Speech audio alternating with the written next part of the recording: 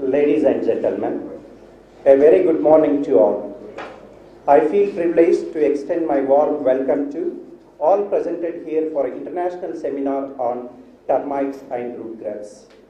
I request all of you to kindly switch your mobile phones to silent mode. Thank you for your kind cooperation. I take this privilege to warmly welcome all the distinguished guests, invited speakers and delegates to this wonderful international seminar on termites and root grubs, organized by Department of Entomology, College of Agriculture, Shivamogga, in collaboration with National Agricultural Higher Education Project, New Delhi, and Ministry of Environment, Forest and Climate Change, New Delhi, for extending their valuable support to us. As Mother Teresa said, prayer is not asking. Prayer is putting oneself in the hands of God. Before start of any program, as a tradition to seek the blessings of the God, I invite Miss Ananya for invocation song.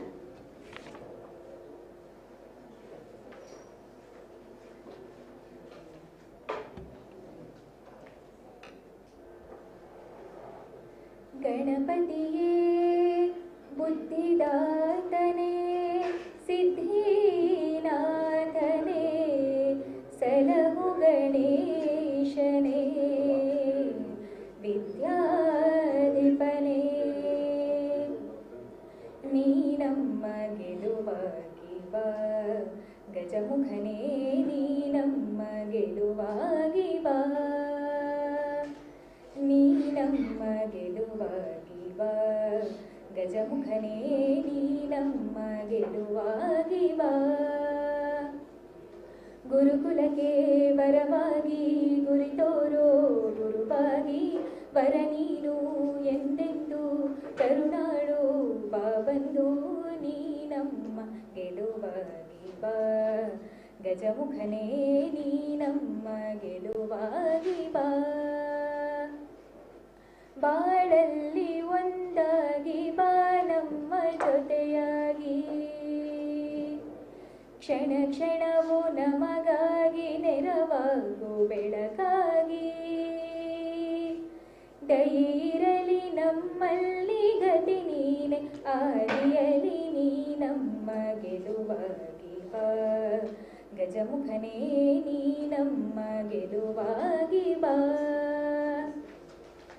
ನಿಧಿಯಾಗಿ ವಿಧಿಯಾಗಿ ಸುದೆ ತುಂಬು ಬಲವಾಗಿ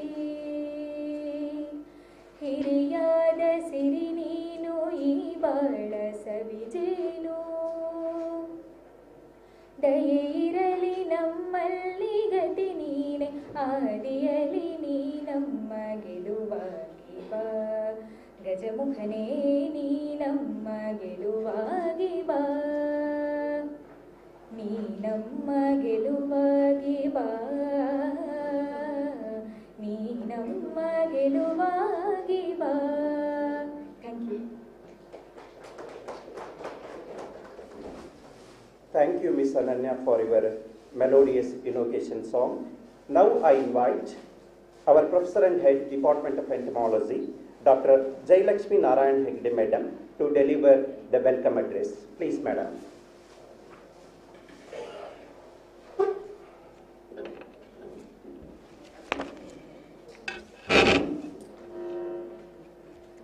Good morning to one and all, respected dignitaries on the dais and invited speakers from different parts of Karnataka and different states and outside the country, and entomologists from different parts of Karnataka and outside the state, and fellow participants and all the teaching and non-teaching staffs and dear students. And today, our Department of Entomology, College of Agriculture, Shivamogga, is organizing international seminar on termites and white grubs. I am very much pleased that KSN UAHS Shivamogga's first international seminar, the today's seminar. This is very much pleased because our Department of Entomology is organizing the first international seminar. And for this occasion, it is my pleasure to welcome one and all gathered over here. At the outset, I would like to welcome our dynamic, beloved, Honorable Vice Chancellor Dr. R.C. Jagdish, who is helping our all the activities every day, and for smooth conduct of this international seminar also, from last 1 month he is helping. Sir, on behalf of all the participants, I extend a warm welcome, sir.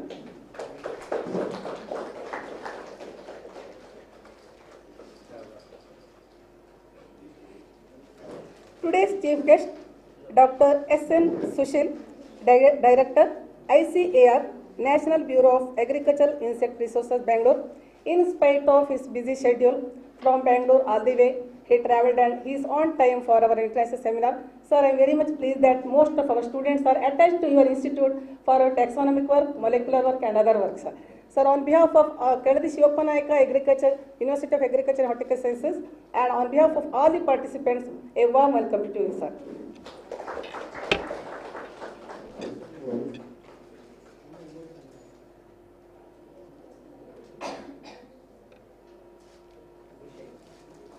Another chief guest of our university, Dr. M. Hanumantappa, Director of Education, KSN UAHS.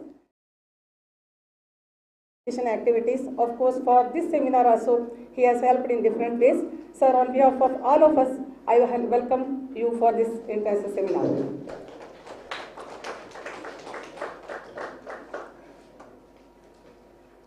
Our university officers, Dr. R. Lokesh, Registrar of KSN UAHS Shivamogga, he is also here and he has helped for this seminar in a different way. On behalf of all the participants, I welcome you, sir. Dr. K.C. Shishidhar, Professor of Agriculture Engineering and Special Officer, College of Agriculture, Irvaki Campus, Shivamogga. He is also has come and he is helping this international seminar through IDP program. Sir, on behalf of all, I welcome you, sir.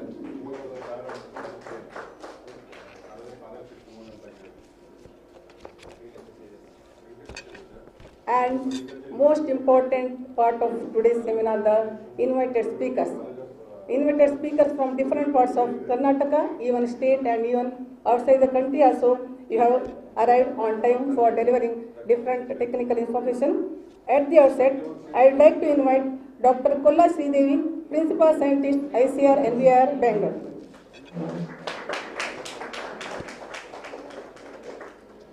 And second speaker, Dr. Kalleshwar Swami, who is the leader and organizing secretary of this particular seminar. I welcome you, sir.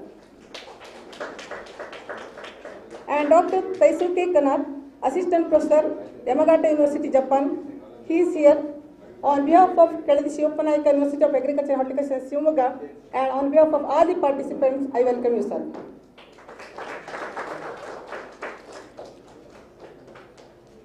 And Dr. Amina Puwali, Assistant Professor, Sir Syed College, Shivappa, Kerala. She is here and she is giving information on termites and white grub. I welcome you, sir. Madam.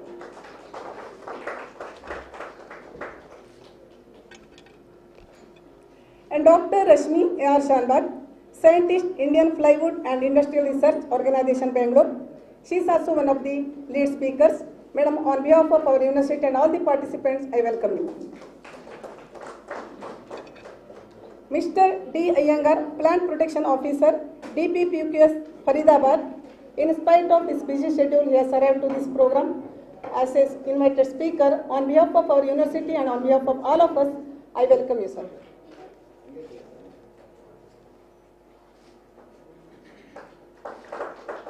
Dr. Prakash Kevi, Associate Professor, Entomology, University of Agricultural Sciences, GKBK, Bangalore. He has also arrived to give a valuable information on white grub. I welcome you on behalf of our university and all the participants. Mr. Ishanya Sharma, KR, Wildlife Photographer, Sagara, yet to be arrived because he is on the way. In his absence, I welcome him also.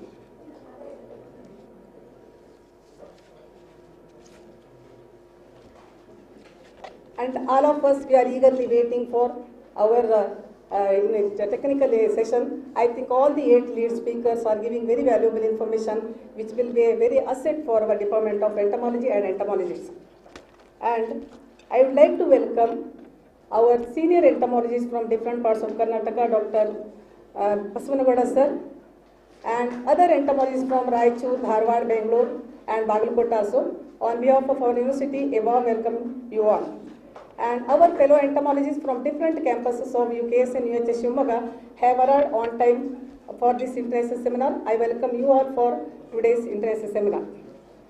And different professionalists from Bangalore, Dharwad, Raichur, Bagalkot, and even outside the Karnataka also have arrived.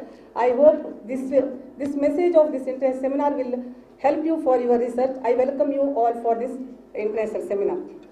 And last but very important, our student participants from different parts, all are eagerly waiting for this technical session. I welcome you all for this international seminar, and I hope you will carry a very good message and you will implement most of the.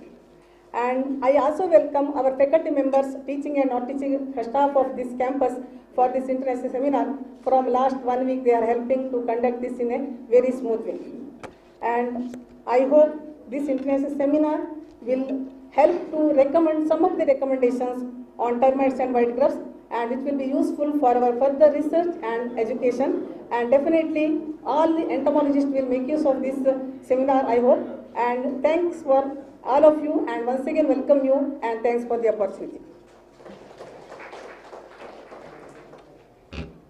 Thank you, madam. I also welcome to you for this international seminar.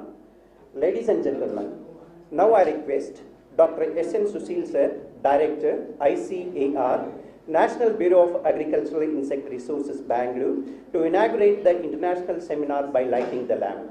I also request our Honorable Vice Chancellor and Director of Education to join the hands in lighting the lamp.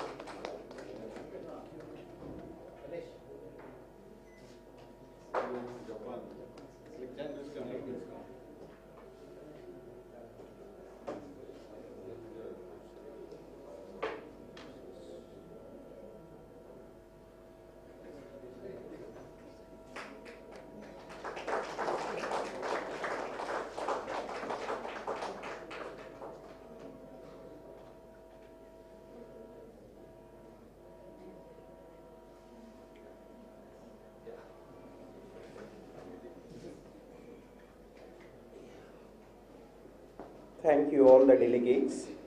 Now I invite the Organizing Secretary and Associate Professor, Dr. Kaleshwar Swami CM sir, to brief about the international seminar.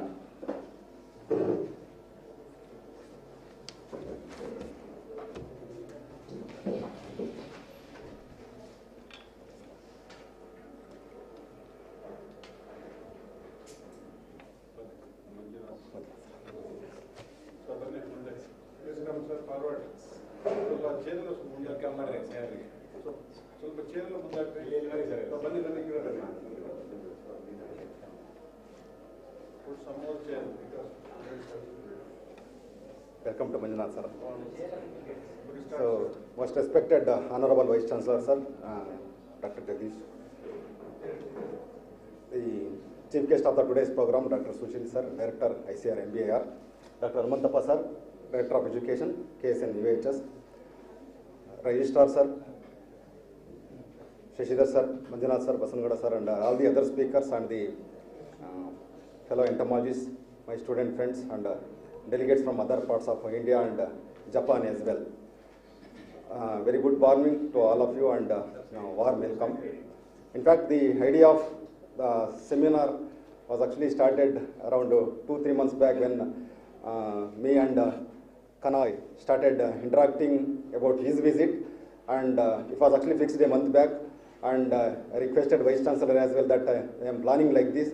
So he readily supported me, both financially as well as morally, so that idea of this seminar in fact started. In fact, before that, around 3 to 4 months back, our university actually got a MOU with Czech University of Life Science. Dr. John Sabotnik visited our campus along with Dr. David from University of Paris, France. So both of us actually gave a talk on termites and their the future projects and all. So that time I arranged a talk at a multipurpose hall. So hence this time Dr. Kanoa was actually visited. He had a plan to visit. So I thought it's better to convert it as an international seminar. So that's how actually I thought of conducting this international seminar. And why about termites and white grubs is that in fact both faculty of the Department of Entomology and university actually has given a lot of contribution about these two groups of insects. So that's how actually I thought of combining both termites and white grubs. And termites are actually not the simple organism. They are social insects. And if you open a termite mound, okay, it is like an house. Once you get into the house, it is like Pandora's box. That means you are actually opening an house of curiosity. Okay, you will actually get a lot of information once you get into the termites inside. So in fact, they are actually social insects. Their life itself is actually a lesson for any human being. So we should actually learn a lot from them.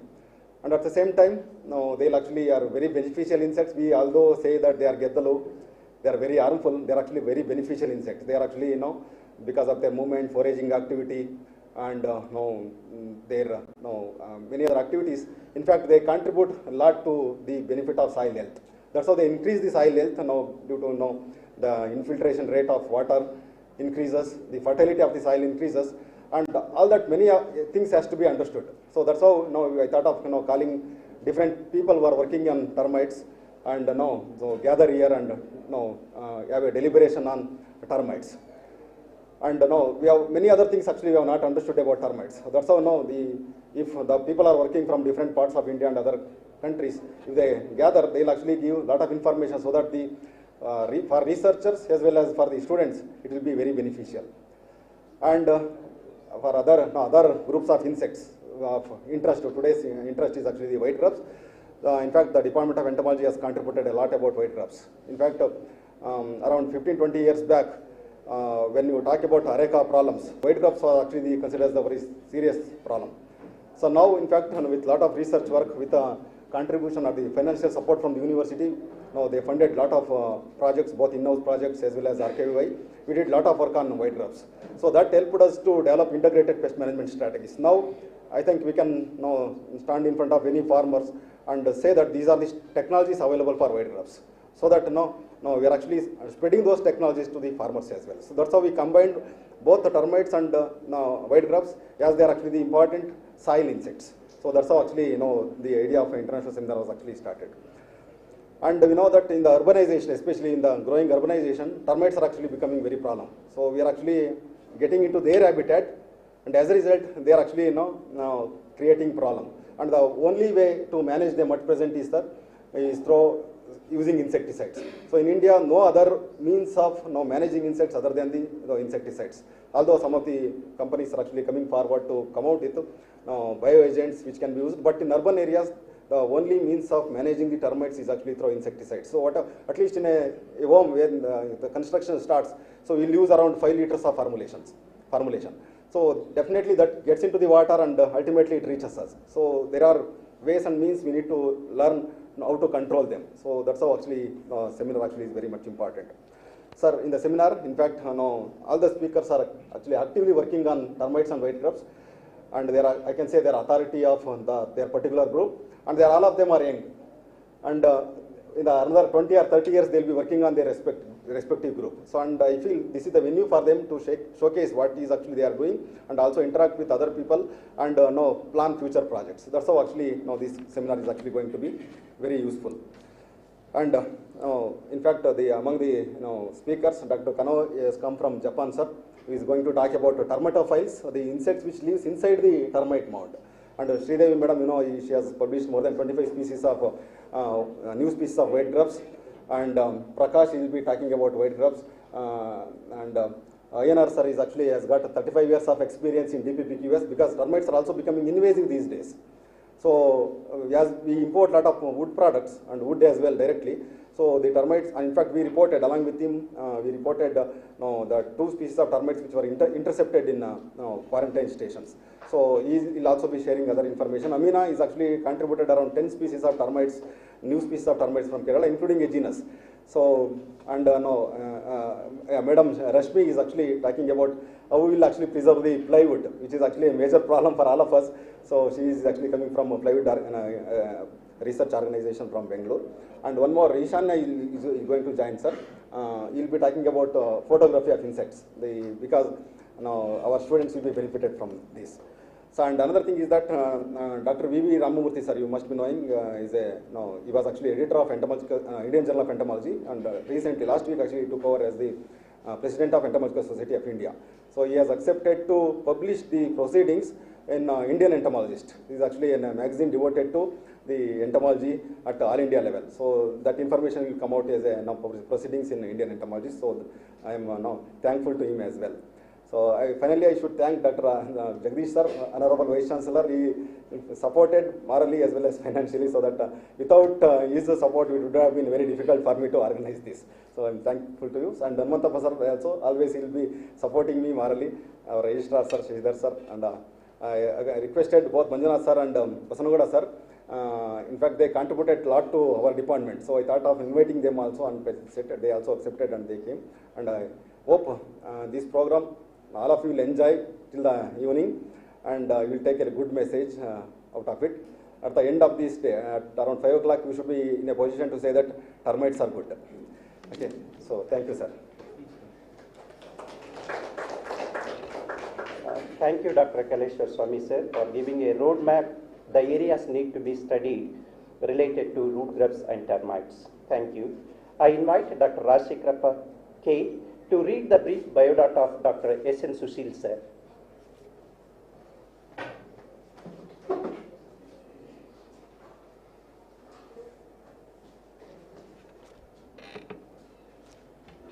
Good morning to all. So it is my pleasure to introduce Dr. S.N. Sushil, sir, presently the Director of ICR, National Bureau of Agriculture Important Insect Resources, Bangalore.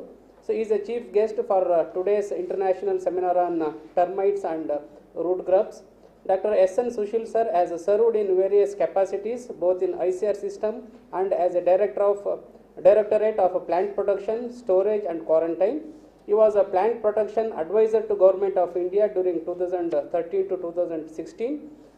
He was a member of Central Insecticide Board, Government of India, and he was also a member of Genetic Engineering Appraisal Committee, Government of India. Sir was a chairman of a committee for assessment of whitefly problem in Punjab in 2006.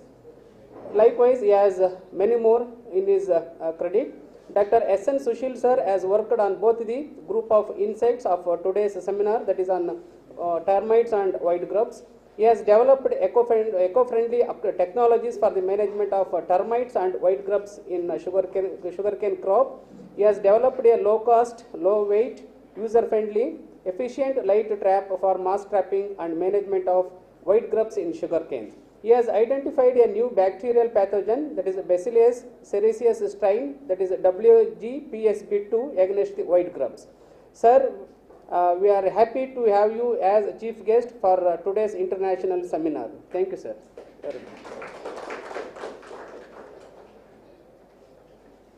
Thank you, Dr. Shivappa, sir. Now, it's great pleasure to invite the chief guest of the day, Dr. S.N. Sushil, sir, Director, ICAR, NBAIR, for inaugural address. Please, sir.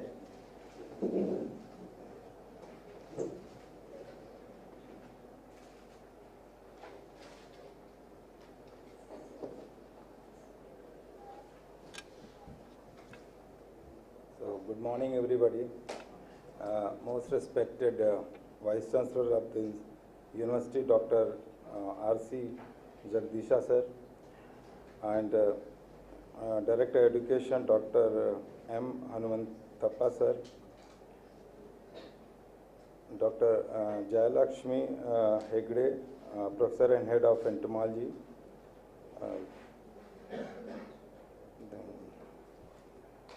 There are many professors and senior professors. I see a lot of faces here, and a very important guest here, Dr. Kanoa, Professor Kanoa from Japan, and Dr. Sridevi is here, and Dr. Kaleswar Swami, the organizing secretary of this seminar, very important seminar.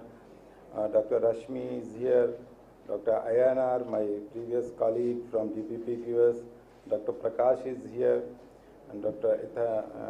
Ishanya Sharma. And all the distinguished, I see a lot of young faces, all students from UAHS and other universities. So I am really delighted to be part of this important international seminar on termites and white grubs. So I must thank Dr. Kaleswar Swami for organizing such a important seminar, a very, very focused seminar. Because often we attend a seminar which is very broad. So today we are attending a seminar which is very, very focused to two important subterranean pests. In fact, these are the only two most important subterranean pests, I suppose.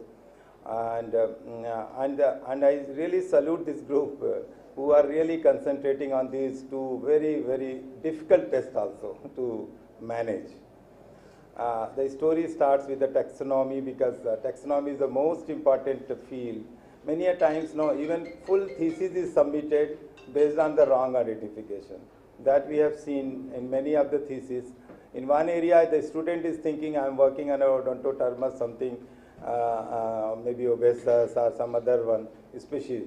At the end of the day, he will find that it is I was working on the Odontotermus vashno or Odontotermus bellahunensis, something like that. So same thing happened with us, not thesis submitted, but our people at ISR, Lucknow, I was working. So every time, they were reporting Odontotermus obesus, or Microtermus obesi, those things only, all the time. But when I sent the material to Dr. Kaleswar Swami, to my surprise, through 3 new species he reported. So Odontotermus bellahunensis, Odontotermus harni, so really is good, to always, at least we should know. And then we started concentrating on those things. Then their behavior and the feeding pattern, everything is different. So that is how the taxonomy is very important. Similarly, like Ma'am Sridevi is working with us at NBIR. Total 30,000 of species are reported, white grubs. We have here in India 2,500 species. And in our collection, I'm not sure how many, but maybe must be 200-300 species at least we are having in our insect repository here at Bangalore. So slowly we are building up. So I would request because all youngsters are here. So please do visit NBIR off and on. Whenever you feel like any support from us, we are always there to support you. And you feel that the entomology division, all entomology students must visit NBIR. And also try to see, because we have a lot of facilities, around 16, 17 scientists are working only on the taxonomical aspect. So we have a very good repository. Now our repository is now recognized with Biodiversity Authority of India. That is only I think recognized one. This is a national insect museum we have, and national insect repository also we have. So you can always come and see and work upon you. We have a place to work also for students. Now coming to the subject, like termites, when we talk of, now as Dr. Kaleswar Swami rightly pointed out, the termite all the time, since I was also plant protection advisor to government, so every time we were talking about the only chemical management, a lot of pesticides are having label claim for termite management. And all the PCI and all the treatment providers, they are just depending on the chemicals.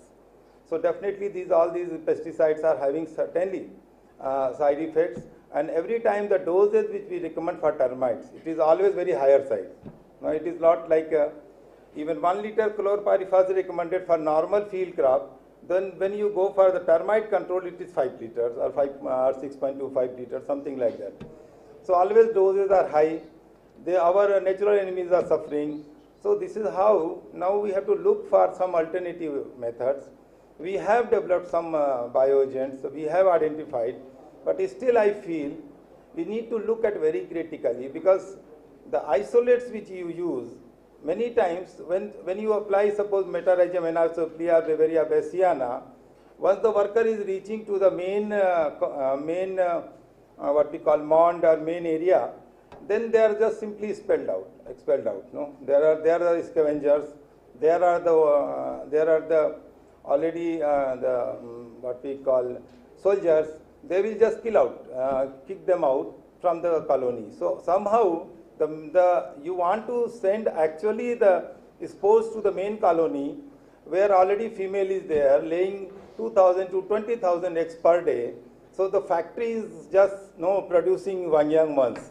Now reaching to that is a bigger challenge. We have to address on that. So try to see how we can really take our bioagents to the main colony, to the queen. That is one very important challenging issue which we have not solved so far. Many workers have been working abroad, here, India, and throughout the world. So nobody could actually did it. Nobody could do it. So this is a big challenge that we have to take up. Second thing is, like termites, they are all the time we are depending only on the chemical sprayings. Can we think of some other alternative, like since termites are in the gut, they have the protozoans, they are the bacteria which are actually digesting cellulose, helping in cellulose digestion.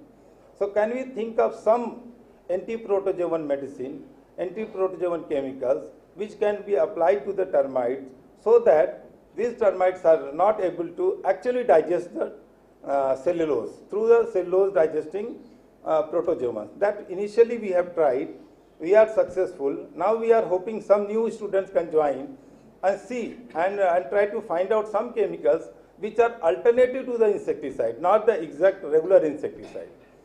This is something I think we all need to focus upon. Then white grub, I think the white grub is previously I worked on this and this light traps. So the light traps, most of the time what is happening, we are recommending light traps only like few places. But when we worked in Himalayan region, their entire village we tried. Once we tried with the entire village on the strategic locations, once we installed the light traps, within 3 years, we brought the population near zero. So point here is, can we recommend light traps on entire community basis? What is happening now, we are recommending light traps, giving to few light traps to few farmers. But actually, that is actually not giving the full proper control. So can we think of the using of light trap on the entire community basis? This way, we can really manage light trap, white grubs without using any chemical that we have practically proved in the Himalayan region. This is something I think further we need to focus upon this. And also, while working on the white grubs, we found a lot of bioagents, bacterial entomopathogens, and sometimes we got even fungal, but fungal are not much, but the bacterial definitely we are getting. So here also we need to focus some of the entomopathogens, if we can bring out effective entomopathogens, so that we can get it registered with CIBRC and further promote the sustainable management of the white grubs. This is all, because time I am seeing it's 10:30 only you want, you have kept. So already we are late and Vice Chancellor has to speak. So thank you so much for inviting me, and I wish all the best for this international seminar. And I hope that at the end of today's, by 5 o'clock, definitely some new things, some new emerging field, some new line of, some new roadmap, I should say, we'll come out with that, and definitely we'll work upon that in future. And any support from NVIR, we are always there. Thank you so much. Thank you for inviting me.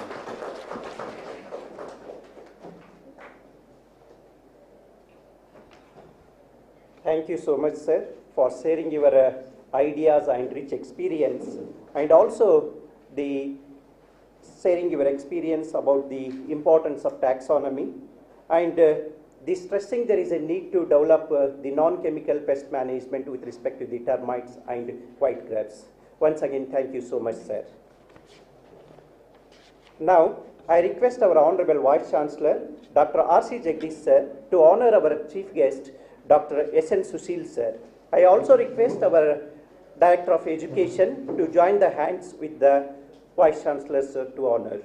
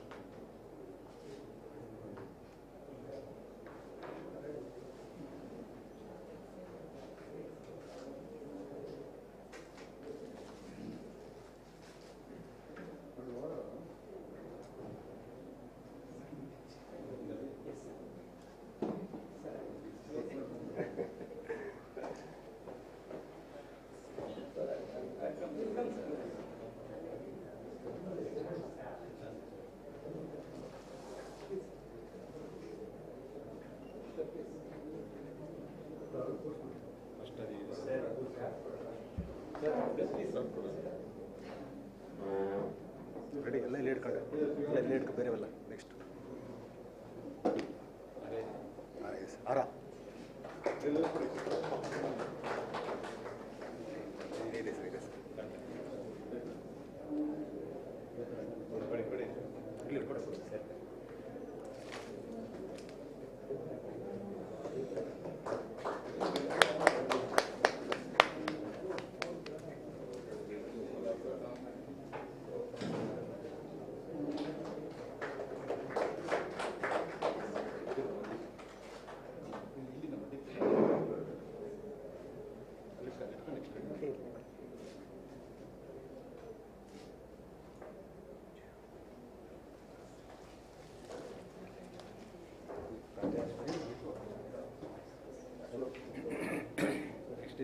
Sir, thank you so much.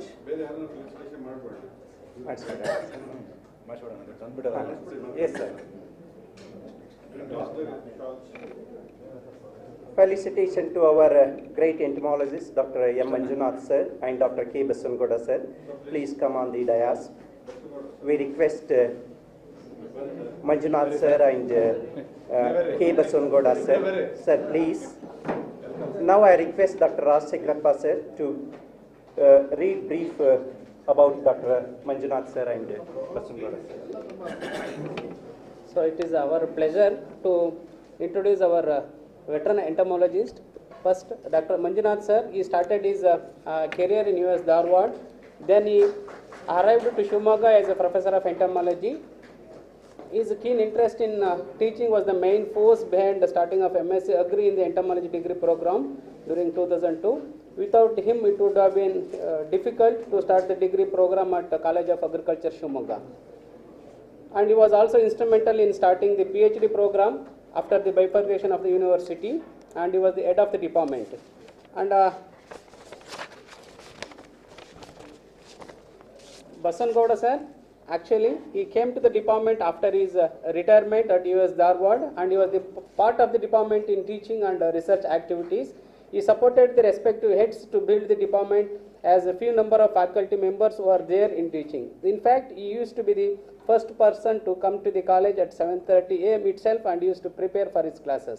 He took a keen interest in both UG and PG teaching, and he used to guide, I believe he has guided more number of students in Shivamogga than the number of students he guided during his tenure in Dharwad. That means every student of this department used to approach him and used to clear their doubts, and used to be friendly with all the teachers, and he has participated actively in many of the ATMs and guided all the entomologists in making their technical program. Sir, we are very fortunate to have you in our today's seminar. Thank you, sir.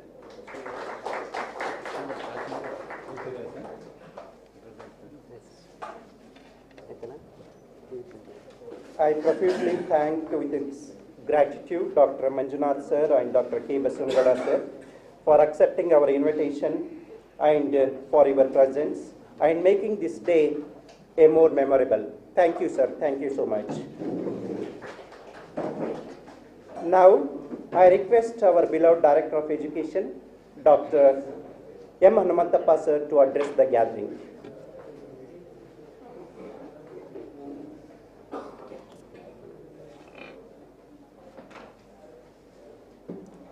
Good morning to all. Respected Honorable Vice Chancellor Dr. Harshi Jagdish and today's esteemed Chief Guest Dr. S.N. Sushil, Director ICR NB National Bureau of Agriculture Insect Resources Bangalore, and many other our senior teachers, especially Dr. Manjunath and Dr. Basangoda, both are my teachers when I was in US Dharwad. So, and our respected Registrar Dr. Lokesh, Special Officer Dr. Shashidhar, and IDP Coordinator, and ADR Dr. Pradeep, and many other resource persons, especially Sridevi, and the main man behind Dr. Kalleshwar Swami and his team, and also Dr. Kanoa from Japan, and many other Prakash, Iyer, and other resource persons, and also my dear fellow entomologists. So today we have very good seminar, especially this is the first international seminar organized by the entomology department in our case in UAHS Shivamogga. First of all, I would like to congratulate and compliment for the entire team of entomology group and supported by our Honorable Vice Chancellor. So entomology is one of the important subject, especially needed by our stakeholders, especially farmers. So this is very much required, and entomology needs to work a lot. So especially our young entomologist Dr. Kalleshwar Swami and the team, they have planned very meticulously, especially this international seminar, but very in a quick time. So this will help to our students as well as researchers to identify the insects. Especially we have a lot, he is very rightly pointed with respect to the termites and as well as white grubs. Termites role is also very clearly mentioned, how we have to live in the society as well as family. So termites, we have both harmful as well as beneficial termites is available, especially harmful insects with respect to the our household articles, especially plywood and other things we are damaging. Many of them also they have called it as a social insects. So in this respect, we have a very rich biodiversity in the Western Ghats. Our scientists needs to be identified still more and more species of termites which are really beneficial for the farming community as well as farmers. So with this, this seminar will also help a lot of information after this today's discussion. With respect to the white grub is concerned, so Kalleshwara Swami, he have worked in during the last few years, especially in case of arecanut, it is damages more by feeding the roots. It affects the translocation of food and water to the translocation parts. So that will definitely, when the roots is damaged by the crop, definitely it will affect the arecanut gardens. In many of the gardens in coastal as well as hill zones, he has surveyed a lot of work has been done, and technology is also released and many of the publications he has published, and he created a many awareness program, particularly farming community of that area, especially coastal. When I personally witnessed when I was ADR at Brahmavar. So first of all, during the RKV visit and also review, team is also appreciated his work particularly. Once again, I would like to congratulate and compliment to Dr. Kalleshwar Swami and his team for his good work. So I expect same thing from others also, and we thought that this seminar definitely, hopefully, as our director said, we can get some technologies or some researchable issues. Definitely it will be helpful for our young entomologists. I hope I don't want to take much time because already we are running short of the time. We have a lot of technical session. So in that we can discuss, and our senior entomologists, Dr. Manjunath sir and as well as Vasangoda sir and many others are presented here, that we can discuss thoroughly, and definitely we can come out with a very good technologies as well as researchable issues for the further. I wish you all the best, everyone. Thank you for the opportunity. Thank you, one and all.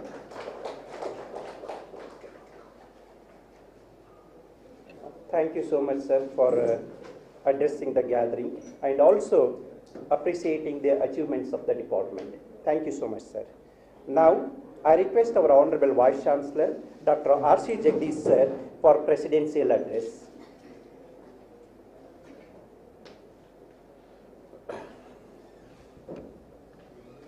Very warm welcome and good morning to all of you.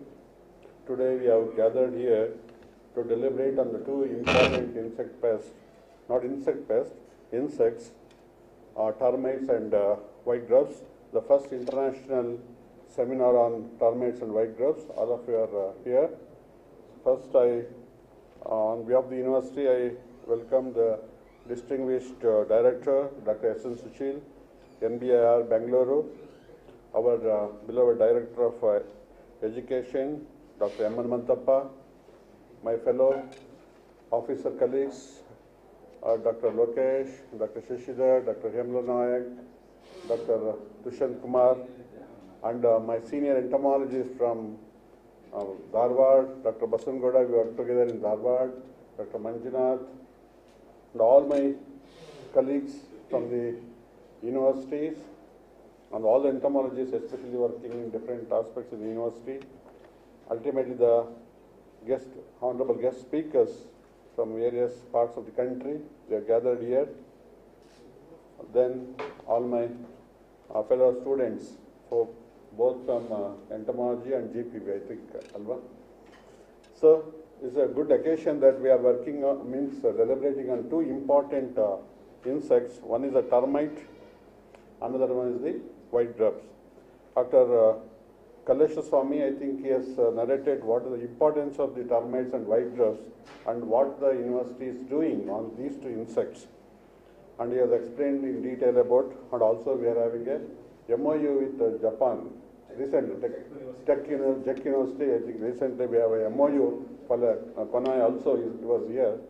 So because of him, we are organizing the seminar today.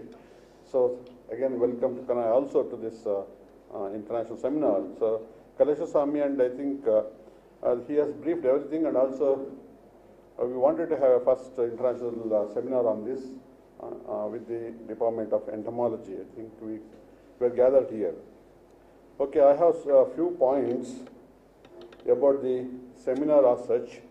Whenever we organize any seminars, it must be focused. And at the end of the day, we must be completely deliberate on the issues, come out with the real conclusions.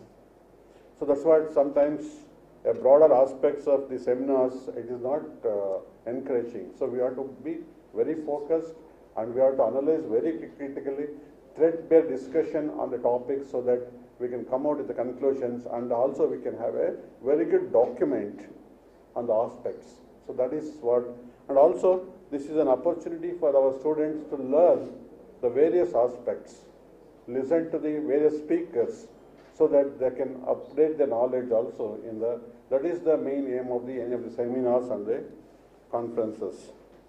So coming to the termites, I think you're all aware that is the social insects. They're actually soil health is because of the termites beneficial, and also their movement is very within the soil. But it is not bothered much in agriculture rather than in the city. So that's what termites are not back to the agriculturist. So because their soil health improvement is there from the termites, but still we see a lot of damages in the termites also, but in the cities especially wherever there is a wood. So always there is a termite attack. Only in our university buildings there is a termite menace is there, but not in the field. So it is not much bothered about termites. But second one is the white grubs. White grubs are especially in the plantations.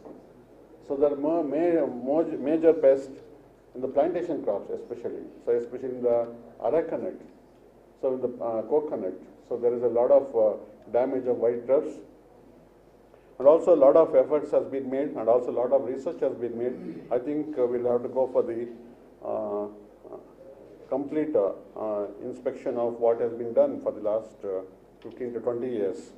Since both are soil-borne, so soil-borne insects, managing the soil-borne insects is very, very difficult rather than the either a sucking pest or a borers or like that. So anything below the soil is very, very difficult, including our pathogens also, soil-borne pathogens. Always is because you have to dump the chemicals into this one. It is going to soil the soil health as well as the soil flora and fauna, and also the soil health, and also it will contaminate the whole atmosphere. That's why we will have to be a little careful. But whatever the technology is developed in termites and white grubs, it is only chemical based. So we need to look into the other aspects of other alternative means of managing. We cannot eliminate totally termites and white grubs from the earth. We need to preserve the biodiversity. In spite of having that, so we need to have the management practices for the termites through the other means, other than chemicals, biological or bioagents or this one. So then, coming to the repositories, I think we have some repository of these two insects in our entomology lab, because we have a taxonomy. But very extensive work has been done by Dr. Sridevi and also NBI, I think I visited. So they have a very good repository so that our students can visit the NBR Bangalore, so that they can have a look of the especially the taxonomic classification of the almost all the insects, not only the termites and white grubs. I thank the NBR because they are supporting our students in a very good manner, and also providing all the facilities, both the taxonomic lab and also molecular lab. And most of our students, I think, they are the part of your institute. Only they are registering here, but they are working in this. So thank you on behalf of the university. You are extending all the support. Thank you, sir, on these occasions. So coming to the, so one is we need to document all these things, bioagents, all these things, repositories and all things, I think I already told. So the deliberations what we are going to make, so it should be fruitful, and also we have to come out with the conclusions. So I hope that the deliberations has to be, will help our university also. Other one is the taxonomy. I was always talking about the insect taxonomy. So most of even the botany also, the taxonomies are extinct. Even the insect also, I think we have a very great legends in taxonomy. Dr. Viraktamat was there, Dr.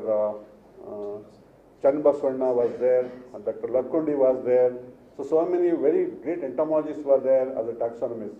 Today, we don't have a taxonomy, but we have other tools to identify the new insect pest. But in our new campus, it's a very because it's a new campus, we can explore lot of termites and also the grubs inside. So that is also going to be a very good study in our flora and this fauna, where we can identify the new species also. I think we have documented 3 or 4 species in the Western Ghats. So it's what we call, we have identified very few species in these two insects groups, but still lot of things to be explored, both in the terrestrial, not in the terrestrial, in the what you call the tropical, subtropical, and rainforest. So a lot of things to be explored, but hope to get very good number of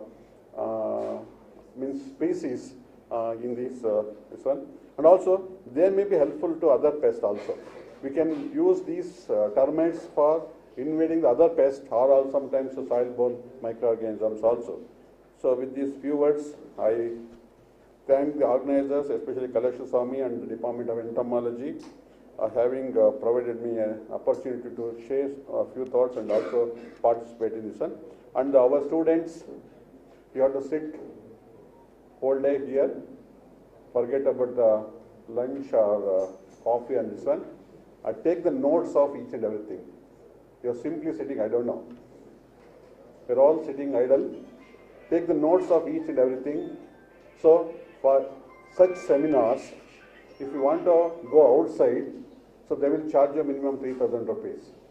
You are using this platform free of cost. Suppose certainly we have to charge 3,000 rupees for each student, so that they get a lot of benefits. So that in spite of it, you have to take the complete note of all those things and ask them to reproduce again in the next seminar, so that they will learn in a better, and put some questions in the exam also, and also the qualifying exams, so that they will be more attentive in the seminar. So now the people are going to the seminars only for a fascination, only for fashion, only for enjoyment, not like that. So this is a great opportunity for all my students. You have to learn each and every bit of the seminar. You have to sit and also participate actively and participate in the discussion, so that you can learn better. This is all message I want to give to my students and also to my all colleagues. So thank you for inviting me. Thank you, one and all.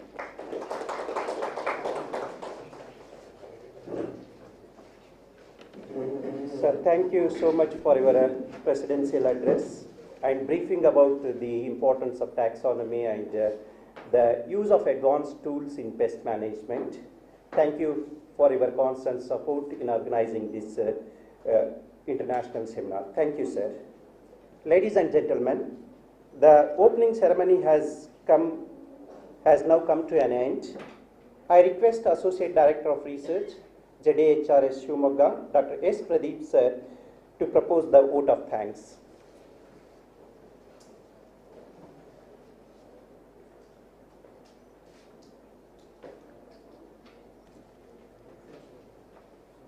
Good morning, everybody. We have come to the end of the inaugural session of International Seminar on Termites and Grubs. It was a very short and sweet inaugural session. Since the organizers want more time for a technical session, they have managed so that it comes to an end in a very short time. First of all, I would like to thank chief patron of this event, that is, and also the chairman of the inaugural session, and young and energetical vice chancellor of this very young university of the country, Dr. R.C. Jagdish sir. He has given a lot of inputs and suggestions with respect of how this event should move. On behalf of organizers and on my own behalf, I assure you, sir, all your suggestions will be implemented in total. Thank you, sir. Thank you. And the distinguished chief guest, Dr. S.N. Sushil, Director, ICR NBAIR, he has come all the way from Bangalore to act as chief guest, and I thank on behalf of UAHS Shivamogga, and on my own behalf and on the behalf of Entomology Club, I thank you, sir. And our Director of Education, Dr. M. Hanumanthappa, He is also one of the chief guests of the event, and he has also given a lot of inputs. And I thank on behalf of the entomology faculty and on own behalf, I thank you, sir.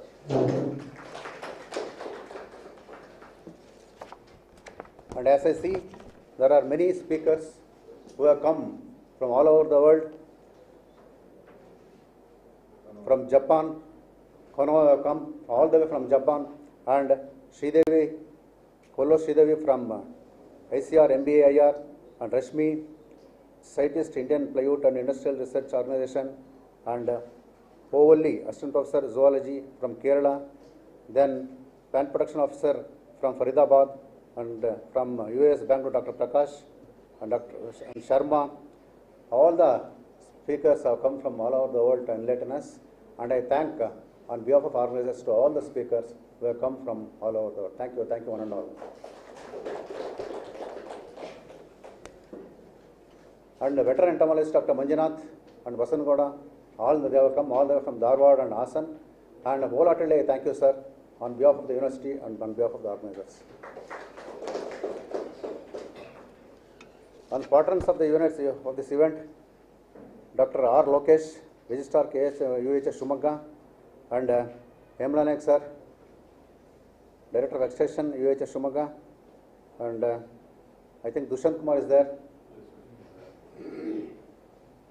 Dean Agri UAHS Shivamogga, College of Agriculture UAHS Shivamogga, and all the officers who are present here, I thank on behalf of organizers and on own behalf, sir. And as I see, there are very enlightened executive committee members, S.V. Patel, Jayalakshmi Hegde, B.K. Shivanna, Hanumantraya, Revanna, Onkarappa, Sharanabasappa, Kenchareddy, Suchitra Kumari, Rajshekharaappa, and Girish. I thank you one and all. And there is a very big list of advisory committee members. So I thank all the advisory committee members who have given their inputs to the event. And very importantly, the sponsors UAHS Shivamogga and ICR, National Agriculture Higher Education Project NAHEP, and Minister of Environment and Forest and Climate Change. I thank the sponsors. Without the sponsors, the event would have been impossible. So I wholeheartedly thank the sponsors. And I think if there are any media persons, I thank the print media and also electronic media who are present to record this event. I thank you one and all. And very importantly, student friends, as our Vice Chancellor pointed out, the importance of this event, our student friends from entomology faculty and different PG departments have come here. I wholeheartedly thank all the PG students who have attended the seminar. And one more important thing, fellow faculty entomologists, they have come from different university and also from this university. I request them to utilize this event to the fullest extent, and thank you all the fellow entomologists. Thank you one and all. And finally, I thank all the supporting staff who have made this event possible. Thank you, sir. And one more thing, invocation, I don't know who did. I thank the people who have invocated. Thank you. Thank you so much, sir. Now all are requested to join the photo session outside. And also for the high tea. Thank you, sir. After that, the technical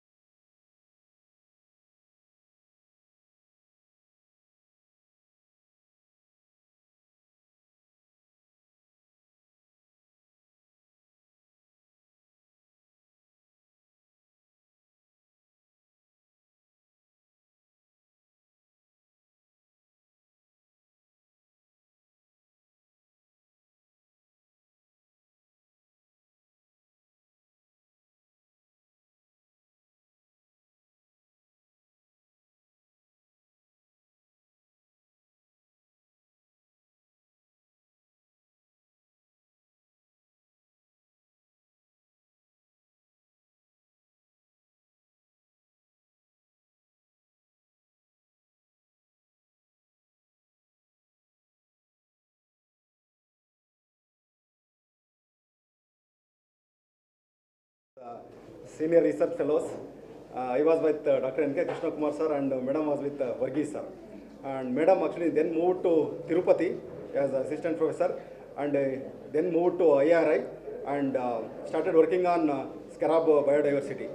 So with the last 15 years of experience, Madam has actually described more than 25 new species of scarabids, and at the same time, she is actually traveling throughout India, especially Himalayas, even Northeast India, and collecting the scarabs and describing new species.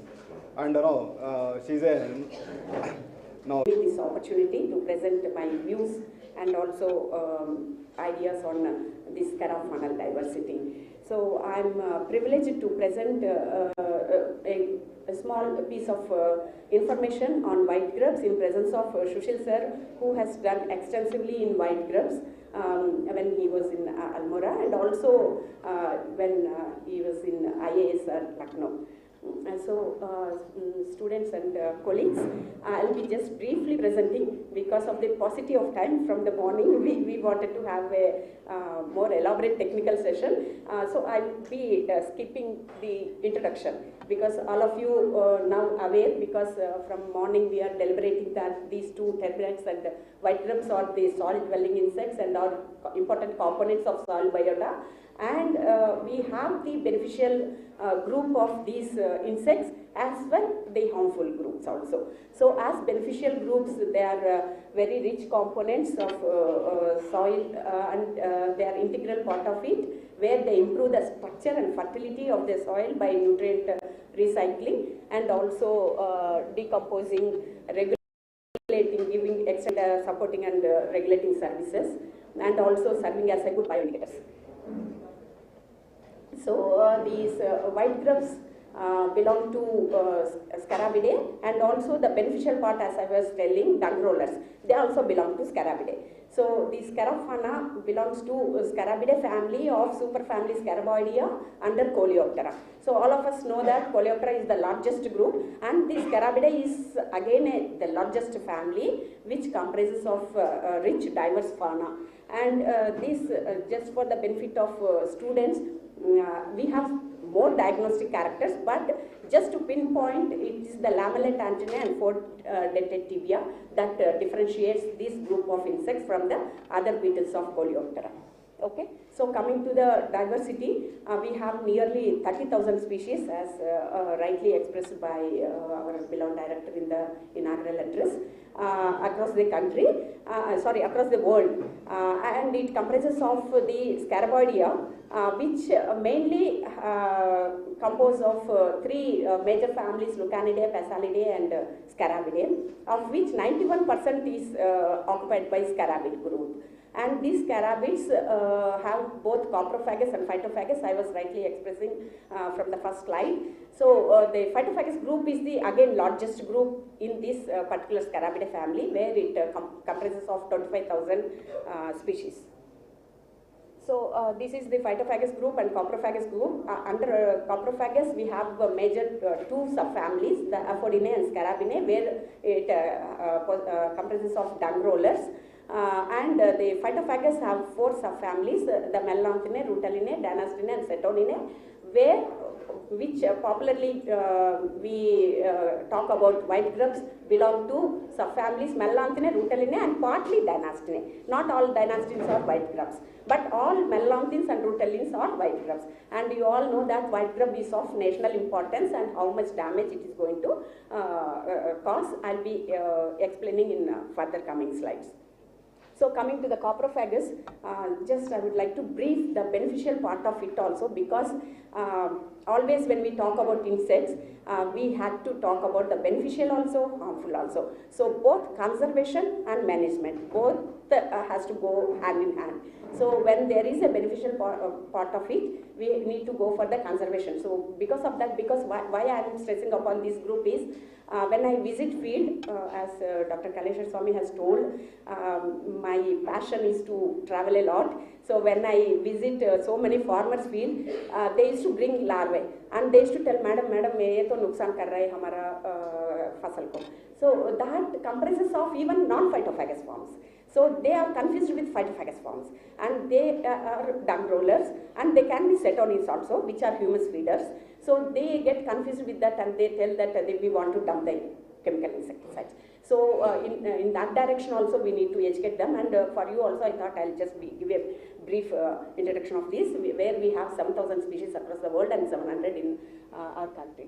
And these dung beetles, we all know they decompose and nutrient recycling, everything is there. In that, based on the functional activity, they are grouped into endocoprids and telecoprids and also paracoprids. So based on the activity, some are rollers. As soon as they see the dung beetles, they just carry the dung ball. They make it into a ball and then they just roll it away. And certain dung beetle species, what they do is, they just make a tunnel underneath the dung bat. Underneath the dung bat, they make a tunnel, and to the tunnel they just go to the end of the tunnel and they brood. Actually, why they make dung ball is for their larva to thrive in that. So that's how they offer this dung as a food to their offsprings. In the process, they are decomposing the feces. And imagine if these feces are not decomposed, we will be with filth all around. So that important are the dung beetles. So this is just an example. So I was just mentioning the same thing. In absence of dung beetles, it will be all fouling smell, parasitic flies will be developing, and there will be no proper disintegration, and there will be no grazing pastures for the cattle as well. And so that is the importance of this one. And as I told, as a part of the offering dung as a food, they are decomposing, disintegrating, and thereby improving the nutrients of the soil also. And one scientist has observed that 4,000 dung beetles will immediately come to the dung as soon as it pats onto the soil within 15 minutes. And within half an hour, 12,000 dung beetles will join.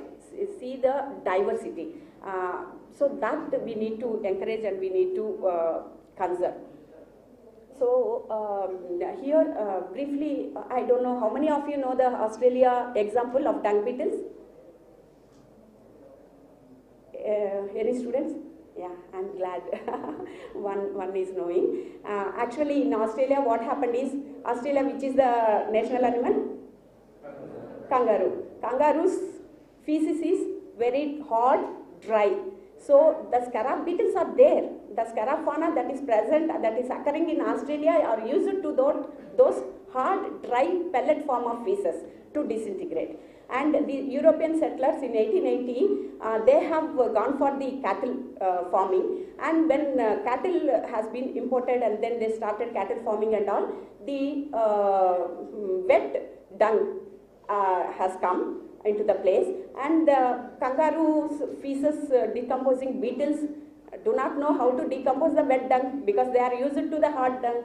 So that's how the dung has piled up in Australia, and it has been given a big threat and havoc to the cattle, to the pastures, and to the human life because of the foul smell, everything. Then Dr. Bornemisza in 1965 to 1985, he has been given the mission of working out the solution for this decomposing of wet dung by the cattle, and he has taken Pretoria as his unit, because when we introduce any insect, let it be predator, let it be parasite, or let it be any insect, we have to be very careful that the associated organisms will not introduce in it. So they have taken Pretoria in South Africa as a station for working out the solution, and then they have imported certain dung beetles, especially the orthophagous species, and then they have multiplied there.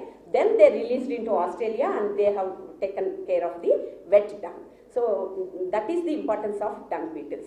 So we need to look around, and then we need to conserve.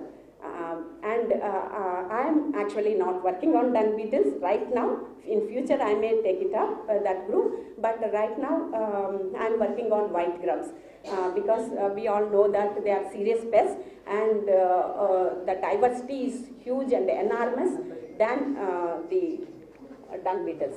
So as I have told, these two predominantly belong to two subfamilies, Melanthini and Rutellinae, and we have these tribes, Melanthini, Sericini, Diplotaxini, Anomalini, Rutellinae and Adoratini. Of course, Rutellinae is not present in our country. The other tribes are occurring here. So this is the brief species diversity. For anything, for taxonomic descriptions also, and for management point of view also, we need to have an account of diversity of a particular fauna. So for that we need to have an estimate. So these are all earlier estimates that have been given by the earlier workers. So these white grubs, we all know that they are serious pests of several crops, and they are expanding their host range. And now the most affected crops are sugarcane, groundnut, potato, arecanut and soybean.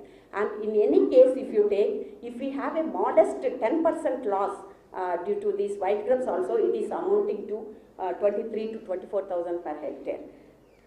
So sugarcane, if we take, the area under cultivation is 5 million hectares and the production is 370 to 390 million tons, and the yield loss I have calculated on basis of only 10%. But we all know that the losses may range from 40 to 90%.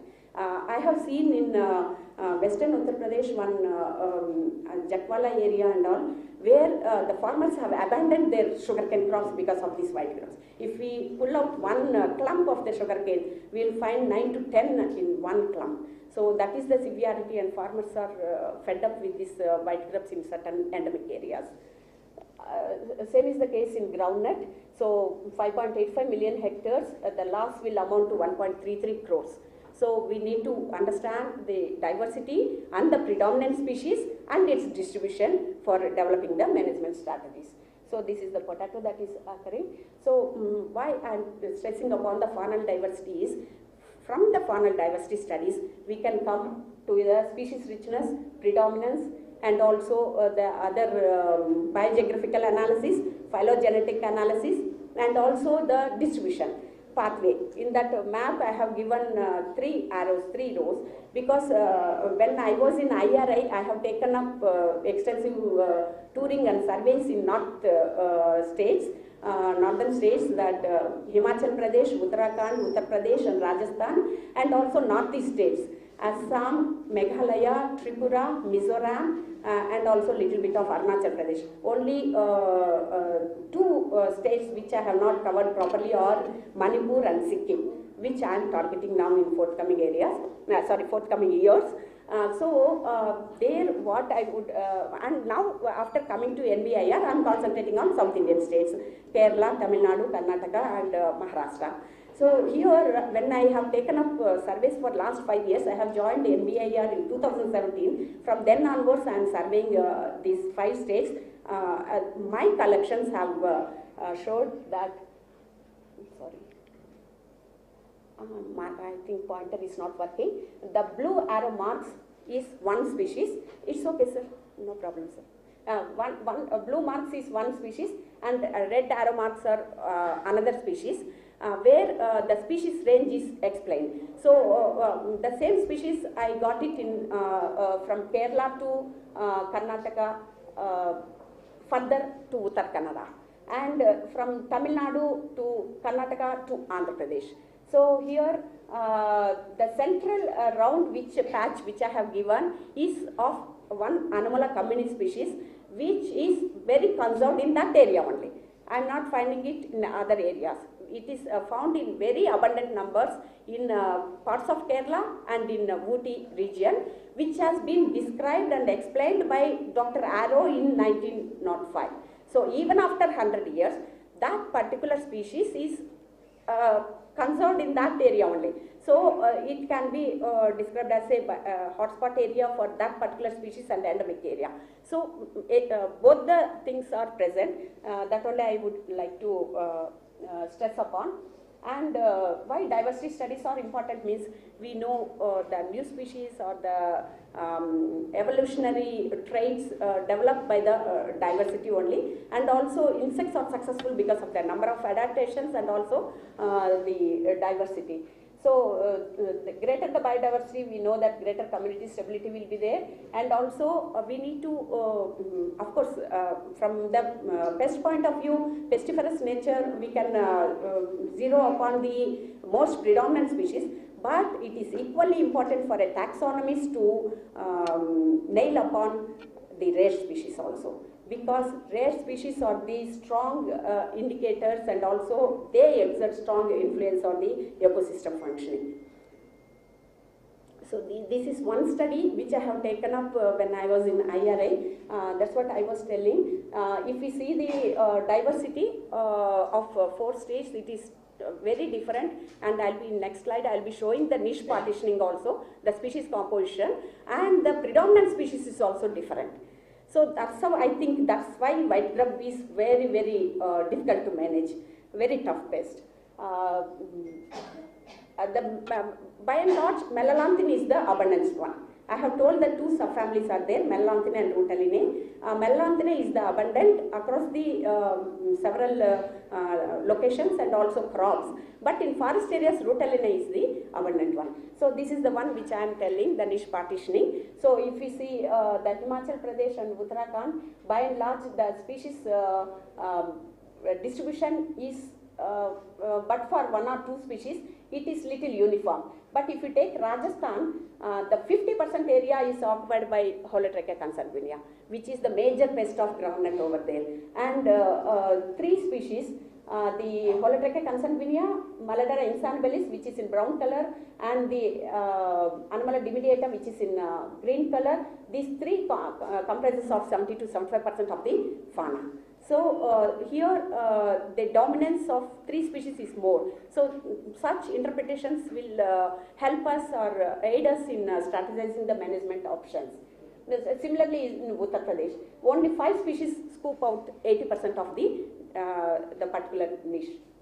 So when we go for the Whittaker rank abundance curve and also precedence log abundance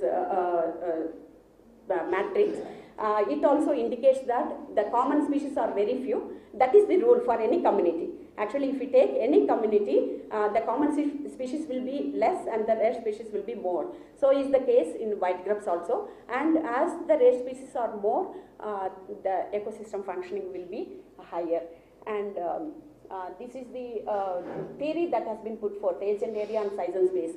So if the size is more, it occupies the more niche, and if it is a old one which has intruded into that place earlier, it will scoop out the larger portion of the niche. So this is another study in Western UP, where I have concentrated from Bulandshahr to Amroha district to Ghaziabad, Meerut, and then Muzaffarnagar to Saharanpur. So when I have gone for surveys for continuous 3 years, I can see the distinct predominance is different. It's not, see, Western UP is a small portion. So it can be as well, it's a sugarcane crop only. I have surveyed in sugarcane crop ecosystem only, and it can be Holotracha serrata only across the districts, but it is Nagpurensis in Amroha, and it is Consanguinea in Saharanpur. And in between it is a mix of serrata and Nagpurensis, but serrata is more in Ghaziabad and Muzaffarnagar. And one species, Lepidiota manciota, it's a very interesting one, which completes in 2 years, and it is very endemic in Majoli Island in Assam. It is a big, major pest of sugarcane crop. That is occurring in only Amroha region. That and all we need to, what is the reasons or factors behind the colonization we need to analyze. So nowhere else I could find this Lepidiota manciota but for in Amroha district in particular village. So this is white grub fauna across the agroclimatic zones of Maharashtra. And if we analyze the scarab species diversity for the last 5 years, 2012 to 2017, the major scarab species which I have plotted, that is Holotracha serrata, Holotracha consanguinea, Anomalia dimidiata, Anomalia bengalensis, and Philognathus dionysius in northern states. You can see others are okay, they are just dwindling, but you can just check the Philognathus dionysius, the last bar, blue, it is constantly increasing. And so is the case in South Indian states also. Here in Dharwad, in several parts of Karnataka, Tamil Nadu, Andhra Pradesh, Philognathus dioecious, which belongs to dynastin group, is becoming very, very predominant and very dominant in most of the crops, even in turmeric, ginger, soybean, like that. So it has been, and it is not that it has suddenly cropped up now. It has been mentioned in Maxwell Lefroy's book in 1901 in Indian Insect Life. That time also he has mentioned Philognathus dioecious as a pest of rice crop, and still it is existing. In between, I don't know, other species would have taken the upper hand. Now it is again surging up. So another point where the diversity faunal studies will yield is the color morphs. So this is only one species, Anomaly dorsalis, and it is predominant in sugarcane ecosystem also, groundnut ecosystem also, and in one particular area I could get these 7 color morphs. So the color morphs, whether they are potential to become a new species or whether these are the color variations within the species, that we are analyzing and studying now. So with the diversity studies, we can just plot the endemic areas like this, and then species distribution in Karnataka, where Naveen from this university only has taken up this study and submitted as a doctoral degree in this university. So he has come out with nearly 70 plus species of Phytophagous scarabs only, and then this is the distribution that he has found. Here the two major points, there is an overlap of species in the across the districts from south to north Karnataka, but two species I would like to take your attention. One is Anomaly illusa and another is Brahmina mysorensis. So Anomaly illusa is found only, which is very, very similar to Anomaly elata. And in scarabs, another challenge is that several species look morphologically similar, very similar, and we need to look for the very specific diagnostic characters to distinguish the species. So Anomaly illusa, which can be confused with Anomaly elata, is occurring only in Uttarakhand, and it's a new record to the country. So Naveen has to publish. I don't know where is Naveen. You have to publish, okay? Here's not your publication. So this is a new record to the country, and then Brahmina mysorensis, which is in Shivamogga, that is also concentrating only in present in only in Shivamogga, not in other areas. So such what I can say, documentation we will get, and also database generation will be done with the scarab faunal diversity studies. And this is another thing which I was telling, they look similar. It is the Anomaly bengalensis complex, where all these look very similar. Anomaly bengalensis, elata, illusa, polyta, bilobeta and anguliceps. And this is the distribution that I have given here. I'll be leaving my presentation here, so you can just check. Just I would like to highlight the importance of the scarab faunal diversity, how rich it is and how diverse it is, and why the diversity studies are important. So this is the one which I was telling, Anomaly communis, which is century-long existence and endemism in Ooty, and also little parts of certain parts of Karnataka, Tamil Nadu, and then Kerala. So in last 5 years, a little bit of my work which I have done.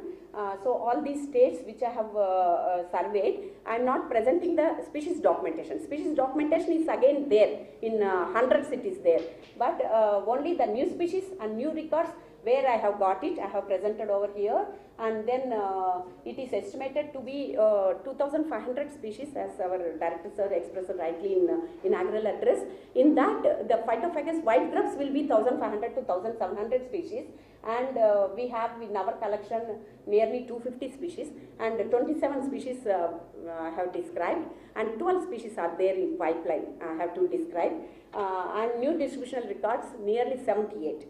So the diversity studies are very, very important for the documentation purpose, and also another thing, in this era of fast extinction of the species, we need to discover the species before it goes extinct. So lot many taxonomists have to come, lot many workers have to come, and lot many students have to get motivated to take up their taxonomy as their passion. It is not like earlier. Earlier taxonomy means it's like a jargon, because we need to think that getting a publication in taxonomy is very difficult. The study takes a long time, like that and all. But now everything is in place. That time the technology is also not that good. We have good number of microscopes now, good number of softwares now, and international support is there for us. International collaborators are there. They are open to us to give us the right inputs and also support, and referral collections are there, and libraries are digitized. So now most of the students should get encouraged and motivated to take up taxonomy as one of their subjects. Okay. So here I have given this table just to show that which are the very hotspot areas for discovery of new species and new records. So this is my papers that have been published. Earlier, Mustaq Ali sir, who worked vividly from GKVK, and also Veeresh sir, all respects to them, who have initiated the white grub work in UAHS campus, GKVK, and rightly supported by Viraktamar sir. They have done a lot of good work, and also A.R.V. Kumar sir, now Prakash is there. All of them with a good team, they are working on the white grub funnel diversity and also dynamics and also management. So Mustaq Ali sir in 2001, he has referred that 20 species belonging to 10 genera are the predominant on crops. But with my studies and also collections, I can make nearly 40 predominant species, because in Himachal it is a different one. And interestingly, just to quote here, potato, in Himachal Pradesh, potato is the main crop. There, the scarab faunal diversity associated with potato in Himachal Pradesh is very different from the fauna that is associated with the same potato for seed production in Ooty. So the scarab fauna is different. So like that, now the candidates are emerging as a tough and dominant species. Maybe they must be distributing. You take this area, you rule. I'll take this area, I'll rule. That's how they are becoming very predominant and also very tough candidates to manage. So that's how now I could find nearly 40 species that are dominant under 18 genera. That is potato example I have given. Just to quote this groundnut ecosystem. See, in Andhra Pradesh also groundnut is a major growing area, Rajasthan, Gujarat. Here the species is different, and the predominant ones are again different. Though the common ones are also there sharing, but species, region specific species are also there. And of late, earlier, we used to think that adult scarab beetles are only feeding on the neem trees, avenue trees, like that and all. But now they have turned as a pest to several crops, especially horticultural crops. Recently, I got a call from Bettamugilalam, Krishnagiri district from Tamil Nadu, stating that, Madam, beetles bantu, they are just feeding on our French bean. Then we went there. To our surprise, it is holotrachea. Holotrachea beetles just feeding like anything on the flowers and tender buds, pods, and there is a lot of fruit drop and the flower drop. So that's how they are turning as a major pest on several crops now. And beady leaf, Adorita species in Jhansi area, it is becoming a major pest in beady leaf, which is at the stake of the small workers who are depending on the beady industry. So that is the damage that is caused. So in nutshell, the diversity varies with the latitude, altitude, vegetation, crop, ecosystem, and with all soil types. So we need to give awareness to several farmers and also stakeholders about the coprophagous and the phytophagous, how we can differentiate. See, all the larvae also look same. Larva also, all coprophagous larva, the scarab larva, and within the phytophagous white grubs, all larvae look alike. So the minimum characters, I am also working on larval taxonomy now, and will be coming out with the diagnostic characters for at least predominant species, and this is also very important, and we need to give the awareness for several farmers. So I thank the Entomology Club and Kalesha Swami for giving me this opportunity to present few of my thoughts and ideas about this one. Thank you so much. Thank you.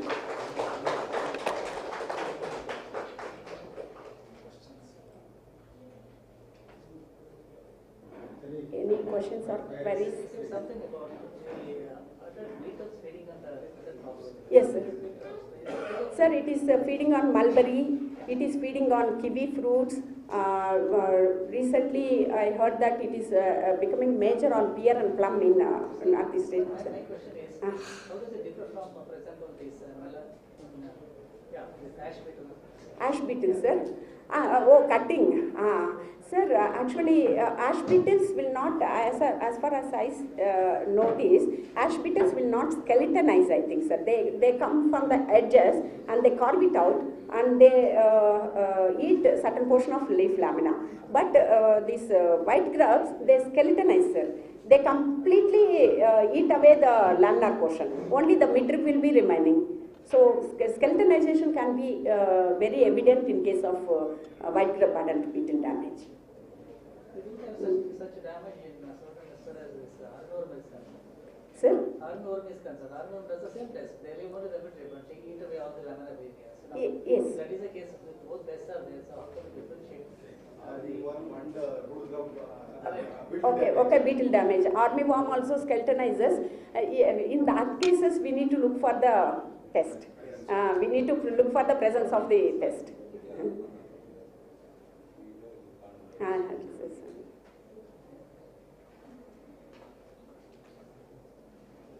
Yeah. How to differentiate the beneficiary and harmful? Yeah. Larva, you mean to say, are larva, actually, larva have a hump-like appearance for the coprophagous, dung rollers. Whereas, that's why I have kept it here.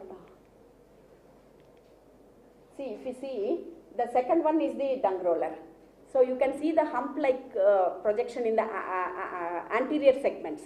So that is evident in dung rollers. Whereas in white grub, it is smooth, round curve. The first one is white grub. The second one is dung roller. So like that we can differentiate externally, but still there are other characters also like anal slit, palladia, all those things are also there. But as soon as you take, if it is a deformed shape, it is dung roller. And cetonins I was telling, cetonin is a humus feeder, and this bottom second one down is the cetonin beetle. And that cetonin beetle will not run on its leg or will not walk like this. It crawls on its back. So as soon as you put all larvae together, if you see larva crawling on its back, it is a cetonin beetle. Okay, these are the small tips just to distinguish. Madam, how about the extent of crop loss by these adult beetles? Will it be so heavy? Sir, not so heavy like larva. Field crops like sorghum, then yes, sir. And other crops. Yes, sir. Not so heavy, but anywhere between 20 to 30% it will be there, sir. Nowadays it is increasing. And mulberry, it is so much damaging this holotrachea beetle. We are getting samples and also queries from mulberry. Will it be so heavy in the absence of neem trees and other trees surrounding the crop fields? Maybe, sir. Maybe. I feel the feeding behavior itself changed, these adult beetles. Nowadays they are turning into the mango. Mango also I saw, sir. In Assam, Sorbag I went. There one Lepidiota albistigma species is there. There it is feeding on mango leaves so much. So like that it is. Popular plant also. Yes, sir. Yes, sir.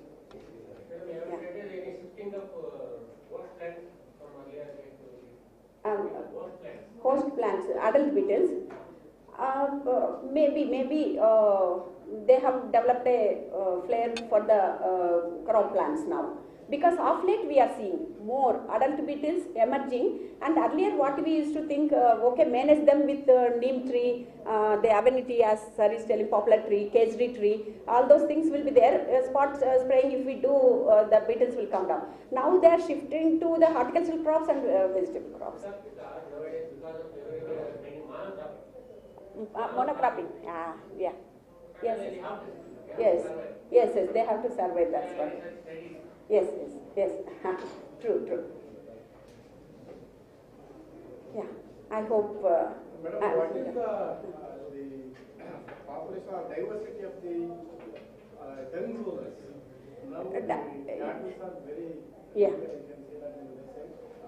Yeah. The population what we have seen in the 1990s. Yeah. So we are not finding anywhere. Dung rollers? Yeah, dung rollers. No, we are getting. Maybe less would have come, but in our collection, light trap collection, when we make, we are getting the dung beetles. No, cattle is drastically decreasing in village side. Yeah. So what is the alternate food for the dung roller now? Any idea? No, not much. But humus, organic matter, little bit they will thrive, but they need dung. They need dung. They are going to roll, and the breeding takes place in the dung only. So they need. Very good observation. That needs to be documented. How many will be shifted? That's what he was asking. Cattle are decreasing now. No, I think they are diverting to open defecation by human, because I got. That also decreasing, madam. Yeah, I got samples from Kerala, and they were telling that this is from human feces. That is dung beetle anthophagous species. But I think nature is very beautiful. They will find the alternatives. Some thriving. This thing. Yeah, exactly. I'm not working much on the dung beetle diversity. As of now, I'm concentrating only the phytophagous one, white grubs. Yeah, I hope it's done. Thank you very much. Thanks a lot for your patient listening. Thank you.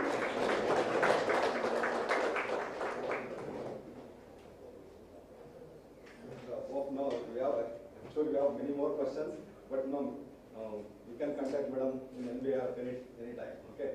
So take the opportunity to thank her for coming over all the way from Bangalore yesterday, traveled, and now was there, and now talked about one of the most important group of insects. I thank very much from the bottom of my heart, as well as from Entomology Club on my own behalf. I'll be very thankful. Please come. I request Vasanagada sir to. Thank you.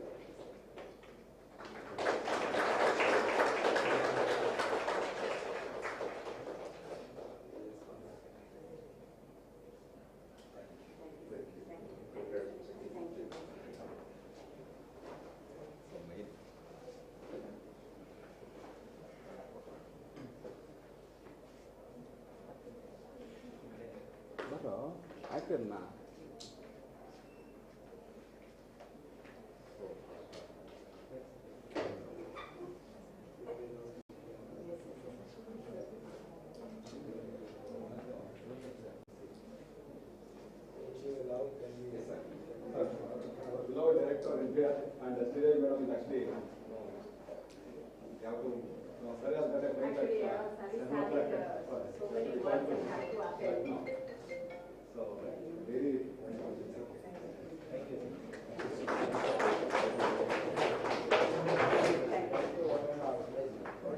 Once again I invite you all at NBI.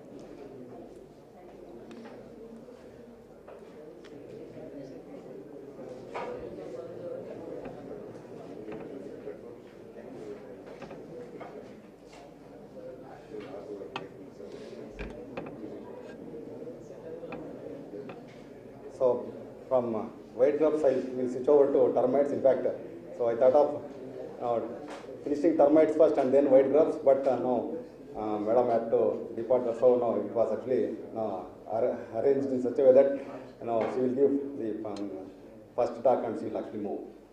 So I'll start with my area of specialization, of termite taxonomy.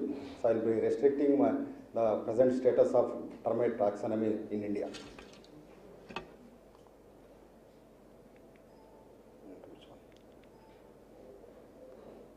Which is the one?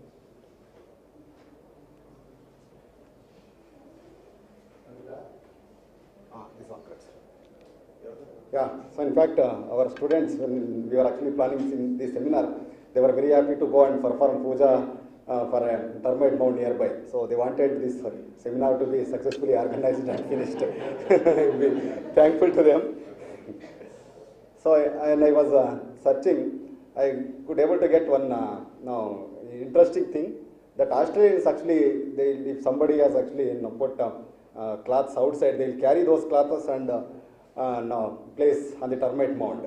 So it actually looks very funny, but and then I started digging the information, and I could able to learn that they actually do this if they perform this action. So the person who actually, the cloth belongs to that particular person means he will actually fall sick. Something will happen to that person. I don't know. I thought it is we Indians have got this type of thinking, but even Australians have got this. And we should remember this man, David Attenborough. In fact, he crawls through the termite mound, get inside the termite mound, and he explains the activity of termites. And he was the person actually made these termites world famous, because he explained all the activities, and it was so interesting, and it was be able to understand to the common person. So that's the David Attenborough. We should remember whenever we talk about the diversity of insects. So in fact, my talk I'll be restricting to who actually the scientists who contributed to termite taxonomy in India, what actually we are doing in our lab, and what are the gaps. In fact, 100 theses can be submitted on termites. Okay, so there are hundreds of Amina, Swami, like Ronva, so many people has to work on these wonderful creatures. So whatever we are doing is actually less than 1% of what needs to be understood. So it will become incomplete if we don't remember this man, Runwal.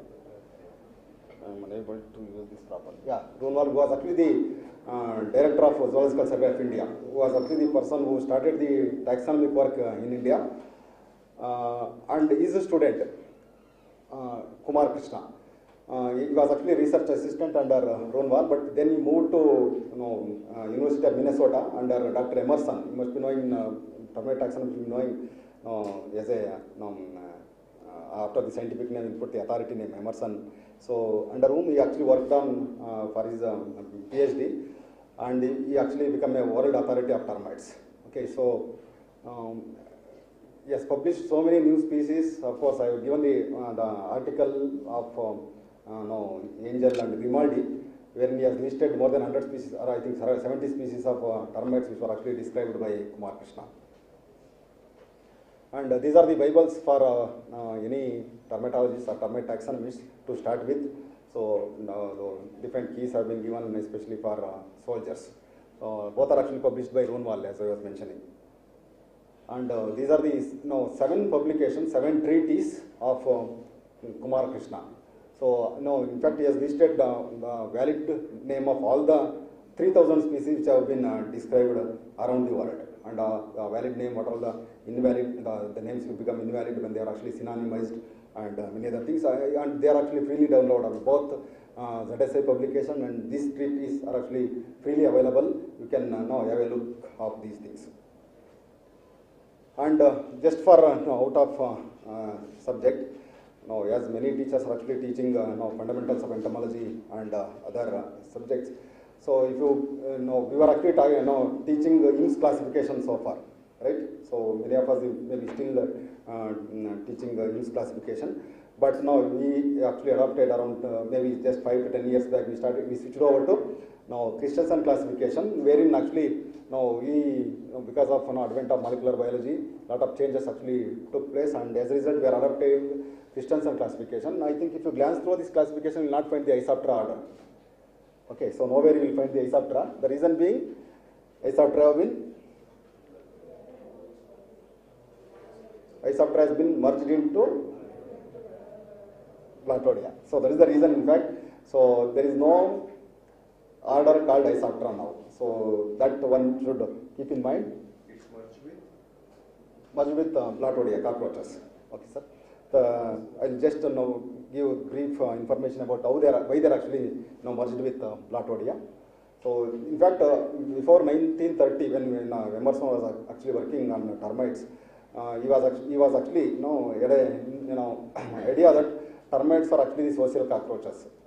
They should not be considered as separate order in the year 1930, in those years itself. But it took many years to give a correct justification and prove that termites are actually the cockroaches. So it took around 70-80 years. And in the year 2007, this Inward actually published a wonderful paper called Death of an Order. Okay, so he killed the name Isoptera. So as a result of that, he actually gave a lot of substantiation for that. He actually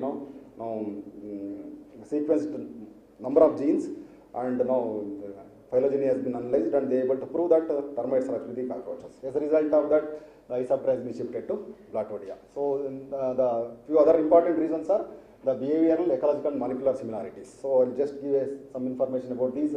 One species called Cryptocercus darwini, which are actually the cockroaches which lives in a colony, and they'll actually they'll actually provide care for young ones, and they have got similar habitat, like the same type of food they eat, like termites. And another important thing is, as I was mentioning, genetic similarity. Okay, so when termites are actually found within the termite group, when they are nests within the termite group, cockroach group, it is not possible for anybody to consider them as a separate group.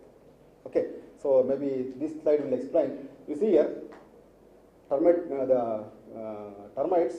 are found within the other cockroach group.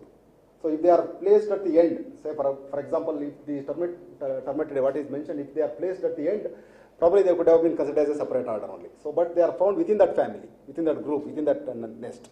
So as a result, no way they can be considered as a separate group. So as a result, they were actually merged. So for teachers especially, so we regularly use these order names synonymously, like Dictyoptera, it should be super order, which includes cockroaches, termites, and mantids. Platodia, which includes cockroaches and termites. So if you use only Blattaria, it is cockroaches, two cockroaches. So our Platodia includes both cockroaches and termites now. So the important group of insects, because of that, the termites were actually placed inside was this species, Cryptocercus darwini, which belongs to family called Cryptocercidae, which is a cockroach, which is a social cockroach which lives in groups and care for the young ones, and they also wash the symbionts inside the midgut like the termites wash. As a result of that, they found a lot of similarity between both termites and cockroaches, especially this group. That means, so probably this cockroach group has given rise to termites. So as a result, the termites were actually placed inside the cockroaches. So now we have you can use either infra-order Isoptera, down the order Isoptera, infra-order, or above the family, epifamily, Termitoidae. So we will not use the word family or order. Okay, so as a result of this modification, Termitoidae, okay, all the family ranks are retained. So we will not change the Termitidae, Rhinotermitidae, Calotermitidae, names have not been changed because it is downgraded. So in order to retain, so in order to avoid the confusion, the names of families are actually retained. So this is the modification, one important modification which everybody has to adopt, and termitologists have accepted this modification. So as far as the present classification is considered, so we have two groups. One is called basal family and the higher termites. The lower termites consist of Mastotermitidae, Odotermitidae, Archotermopsidae, Stolotermitidae, and Calotermitidae. These are actually the lower termites, and these are higher termites. So which includes the highly diverse group Termitidae, which includes Odontotums group and all. So what is the major difference is that they have protists or flagellates for digestion in the midgut, whereas the Neoisoptera, the higher families consist of bacteria or fungus for digestion. There will not be any protozoa. They are mainly wood feeding, whereas the Neoisoptera, the higher family, actually feed on wood, humus, grass, leaves, roots. So as a result, they are actually very important group. So in the basal families, there are a group called the pseudargates. That means the nymphs actually have the capacity to develop into reproductors, which is not possible in Isoptera, Neo-Isoptera, the higher groups. So when it comes to the number, there are nine families, and within these 9 families, around 3,000 species have been described worldwide. So in India, we have around 297, including our species. I think I have not added Amina's around 10 species. It crosses, I think, around 305 now in India. Okay, so if you see the diversity, the Termitidae is actually highly diverse with 34 genera and 210 species, which includes Odontotermus or mound building species. Okay, so total around 300 species now. So, and the general information, I think all of you know this information, but in any termite mound, generally we will expect reproductives, one king and queen, and there will be additionally secondary reproductives. If anything happens to the primary king and queen, additionally secondary reproductives will develop. They are actually called neotenics. Okay, so and there will be workers and soldiers. So anyhow, whatever the egg laid by the queen, they'll hatch into young nymphs, and they'll become older nymphs, and few of them will become workers and soldiers, and naturally they'll reach to reproductive nymphs, few of the nymphs, and only during the swarming period. So it actually varies from place to place or the season of the year, and the emergence actually varies. Okay, so that's how the colony actually runs. And when it comes to taxonomy as such, we'll use soldiers for identification. Now, whatever the keys the previous scientists have developed, it is very difficult to identify termites based on workers or the other casts. Okay, so we'll use the soldiers casts for identification. So in fact, the soldiers have got highly variable or modified structures, especially head and mandible structures, as well as the moderately fixed number of antennae across different regions. As a result, the soldiers actually gives a very important characters for identification. So various characters we'll use. Of course, I will not get into the details, and mostly the identification is based on measurements. Okay, we need to measure the head length, pronotum length, postamentum length, number of antennal segments, like that. So these are the suits, okay, which are actually looks very beautiful, and these are the mandibulate soldiers. And you can see I put only few of the photographs, and these are variation you will find across different group of insects, in the head especially and the mandibles. Okay, so we have to sit with microscope and measure the different lengths, and we will come to the conclusion which genera it belongs to, which family or which species it belongs to, like that. So, what is the problem with identification? Okay, so I can train anybody who is interested in taxonomy in 3 to 5 days, but whether it is correct, 100% correct or is not, is actually God knows, because there is some problem with that needs to be identified, and future workers can concentrate on those lines. Okay, so some species lives within the nest of other species. So when as we are relying on only the soldiers, if something happens, if the collector or for example, naturally 2 species are found within the single nest. As you will be talking about termitophilous. Okay, 2 species are there inside means it is very difficult. So which one we have actually caught, which is that we have identified is a problem. So difficulty in associating with the different castes. Once they emerge from the nest, you might have seen the adult emergence in large number. So workers will be waiting in the emergent, the place where they are emerging, and the large number of swarms actually emerge. So once they come out, that you will not be able to identify, because there is not much good keys for identifying the imagos. So that is the problem. So otherwise, we need to go there and monitor the emergence, and we need to collect all the castes, and we need to associate that. Okay, but even then it is actually difficult. So most species complexes are close related species. I will touch upon that. So literature available actually creates confusion for imagos. So depends on morphometric data. Many times if somebody sends 1 or 2 specimens, it is very difficult to zero out which species it is. Okay, we need at least 5-10 number of individuals. Okay, so whatever the keys are there, they are actually fairly, if you have got a good experience, you can identify imagos only to family level. Workers again only to family level. If soldiers are there, you can identify to species level based on the key. Okay, so but the problem I was listing few of the problems. You see here one of the problem, overlapping characters. For example, if you have 1 specimen or 2 specimens, and your measurement actually comes to 0.69 or 0.68. For example, here you see the species, for example, we will say that is the Odontoderm sridevi, it has 0.69 to 0.79. It actually goes to Redemani. Whereas the other species called Obesus, the index actually mandible length and head length, it's actually 0.9 to 0.59 to 0.68. For example, one species we have measured, one individual we have measured as 0.68, another is 0.69. Unless we have the background information of ecological knowledge, it's very difficult to say which is that. So we cannot say we will just put on terms and we will send the information. That is the problem. Okay, so another thing is that you see here, you must be knowing one important group of insects, Anaconda, they are actually very big. They measure about 1.5 centimeter or so. They are actually freely foraging. All the termites actually they make galleries and they move. But this one actually moves like ant. It's an open forager. And you see here, there is a 1, 2, 3 species are there in Indian subcontinent. You see here, this is another same type of information I am trying to give. So here you see the mandible length and head length to base of mandibles 0.66 to 0.76. Okay. So here you see the same information 0.53 to 0.66. It starts from 0.66. Okay. So now also we will have the problem. Which one will actually place it? Okay. So from where they are actually collected, whether two different species. Another thing is that there is a possibility of disjunct distribution.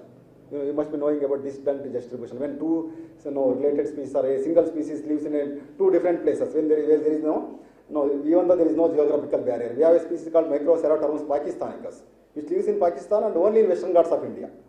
If you key out that, it will go to Microceratops pakistanicus. Okay. So unless and until we have a lot of other information, including molecular information, it is very difficult to say that it is actually pakistanicus.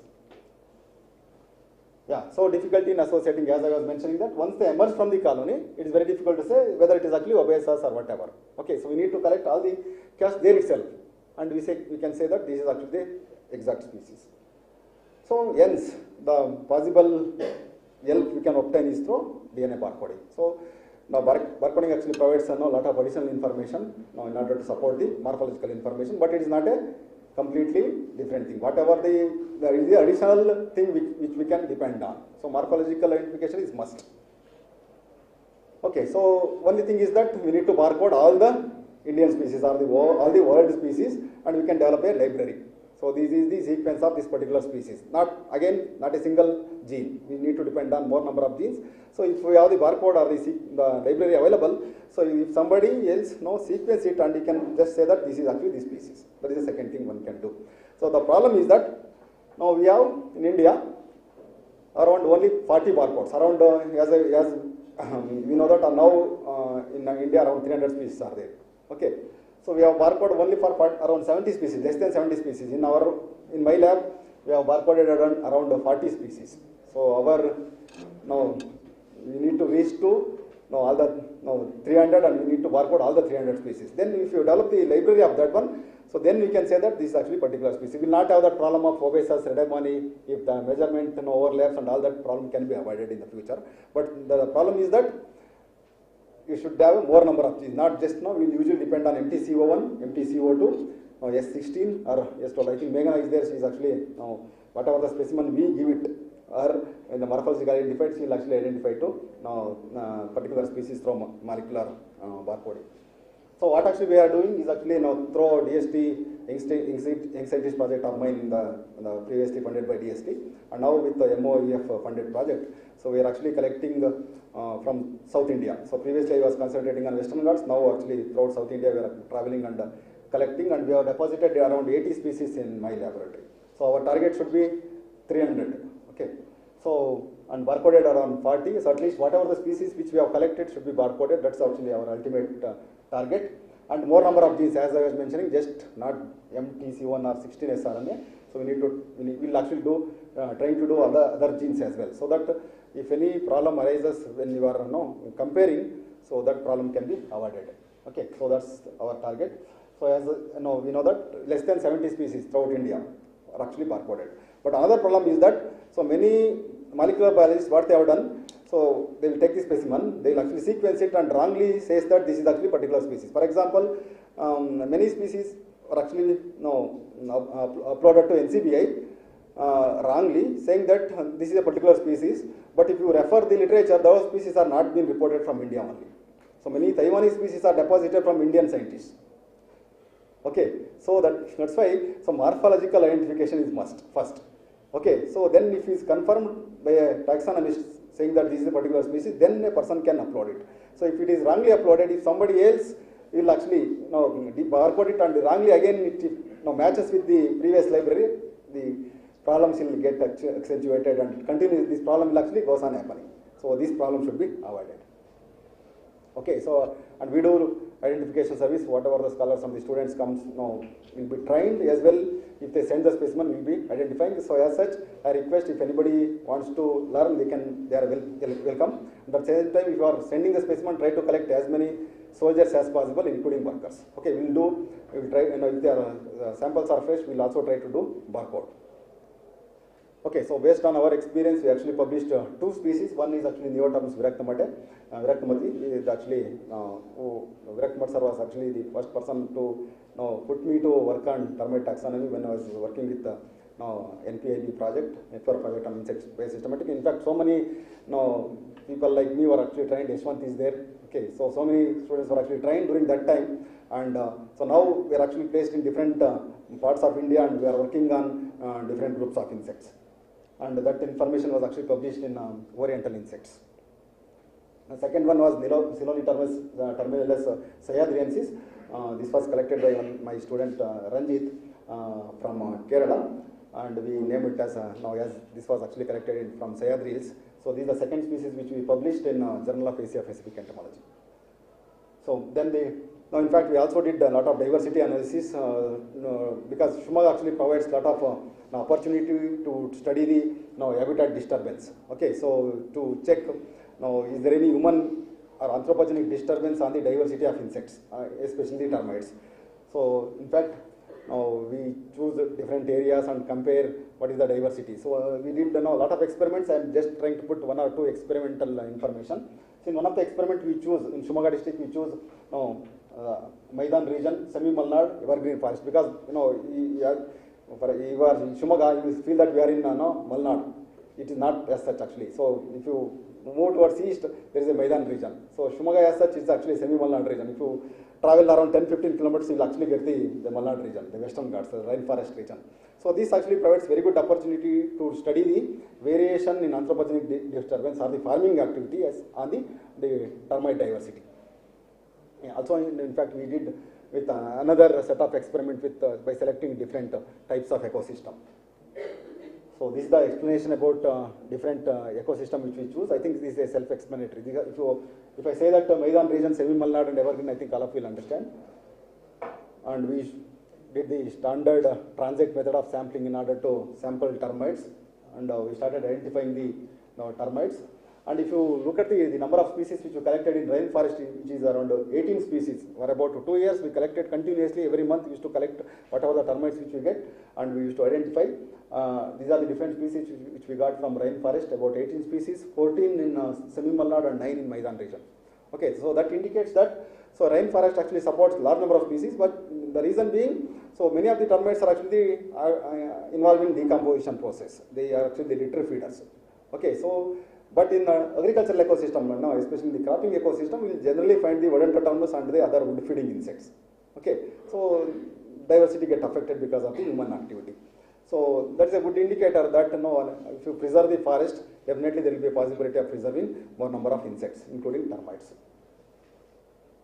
So in fact, you can see here 6 were exclusively recorded in Western Ghats, rainforest area. So we did our diversity analysis experiments and all. I'll just skip many of these information. That's a self-explanatory say. I'm just trying to say that so disturbed habitats will have the less number of species compared to the undisturbed habitats. So the information was actually published in one of the journals called Journal of Entomological Science.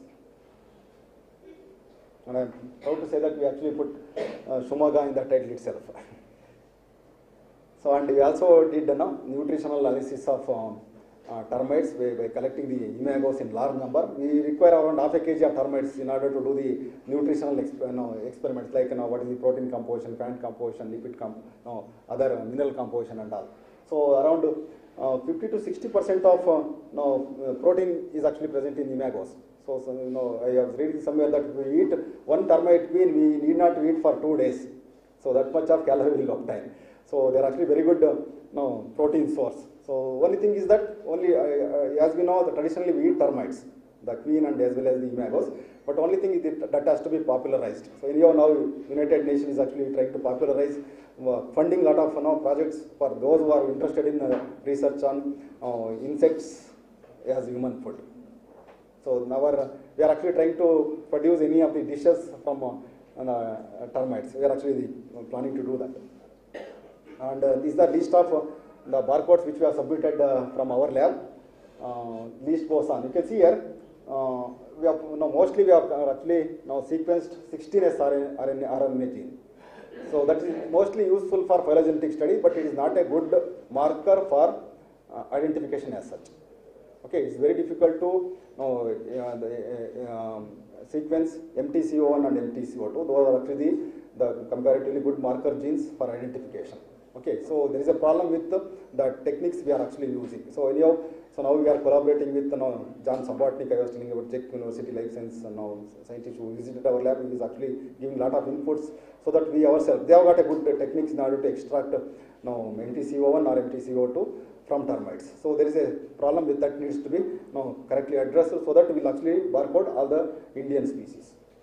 So I just move out what are the species which we have actually sequenced. So like that we have actually sequenced around 40 species of termites. Just boiled down few of the species like Coptotermus gestri, Coptotermus sajoti and testaceous, which are actually not there in India.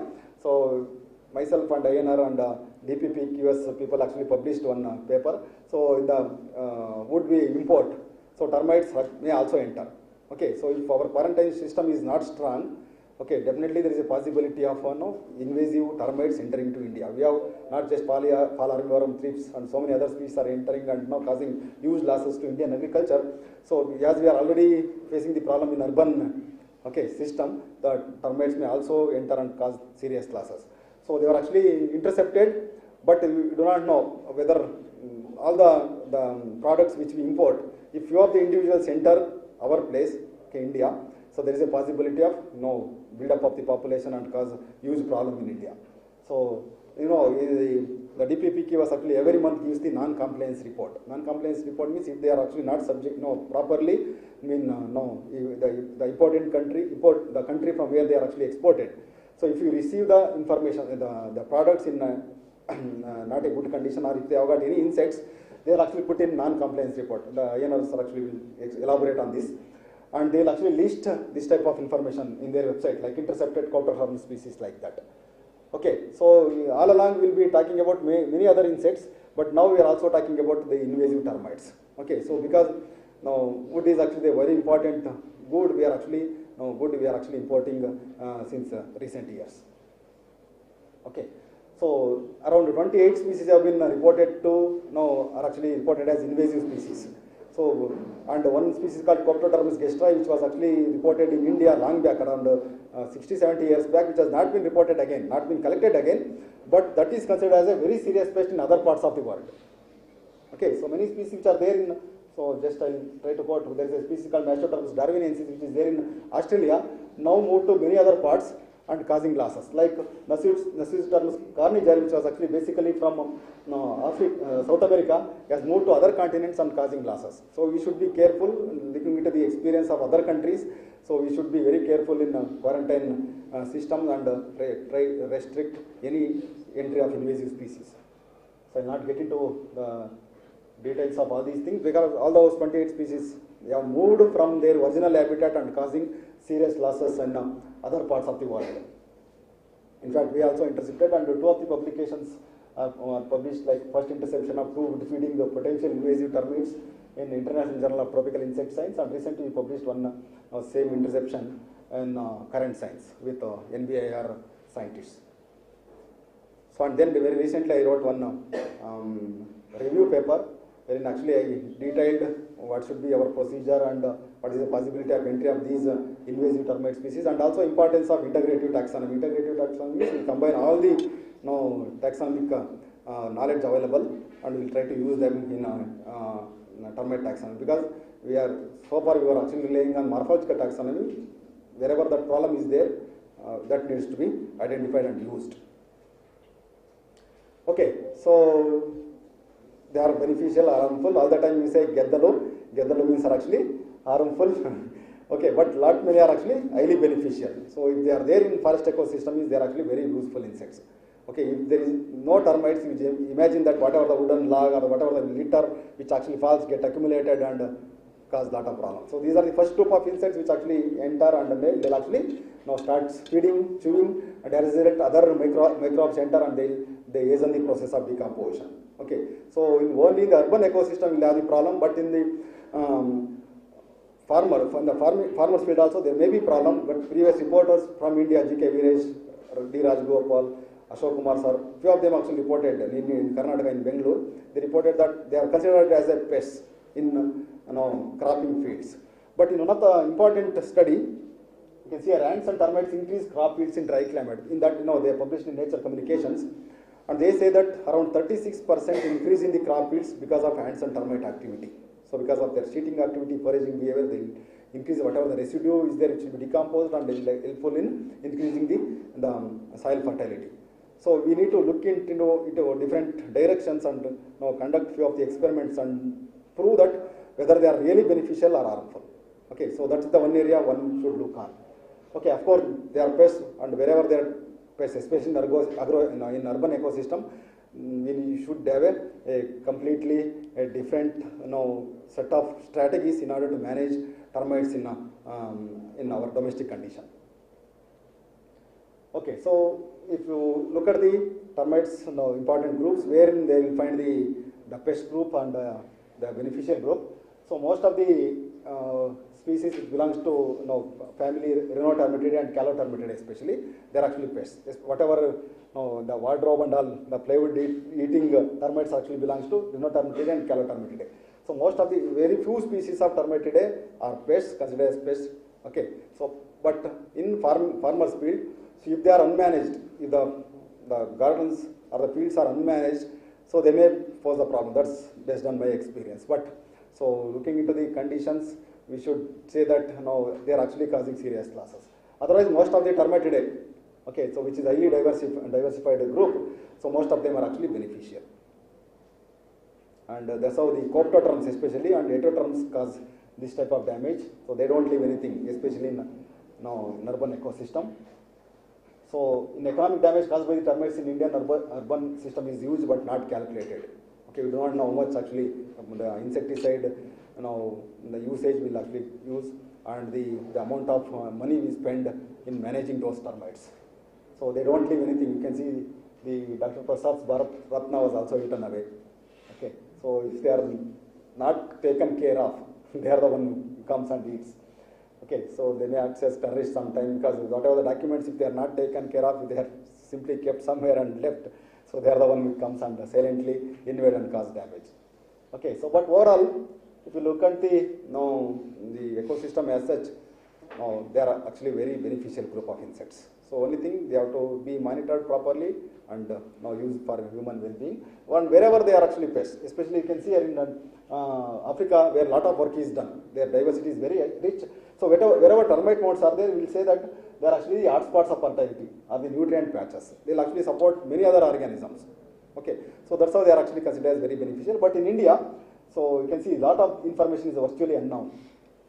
Okay, so that needs to be targeted. That needs to be studied. Okay, so wherever unmanaged fields or gardens are there, this is how they may cause the damage. So I will not consider them as serious pests. I feel that I am the supporters of termite. Okay, some problem. Yeah.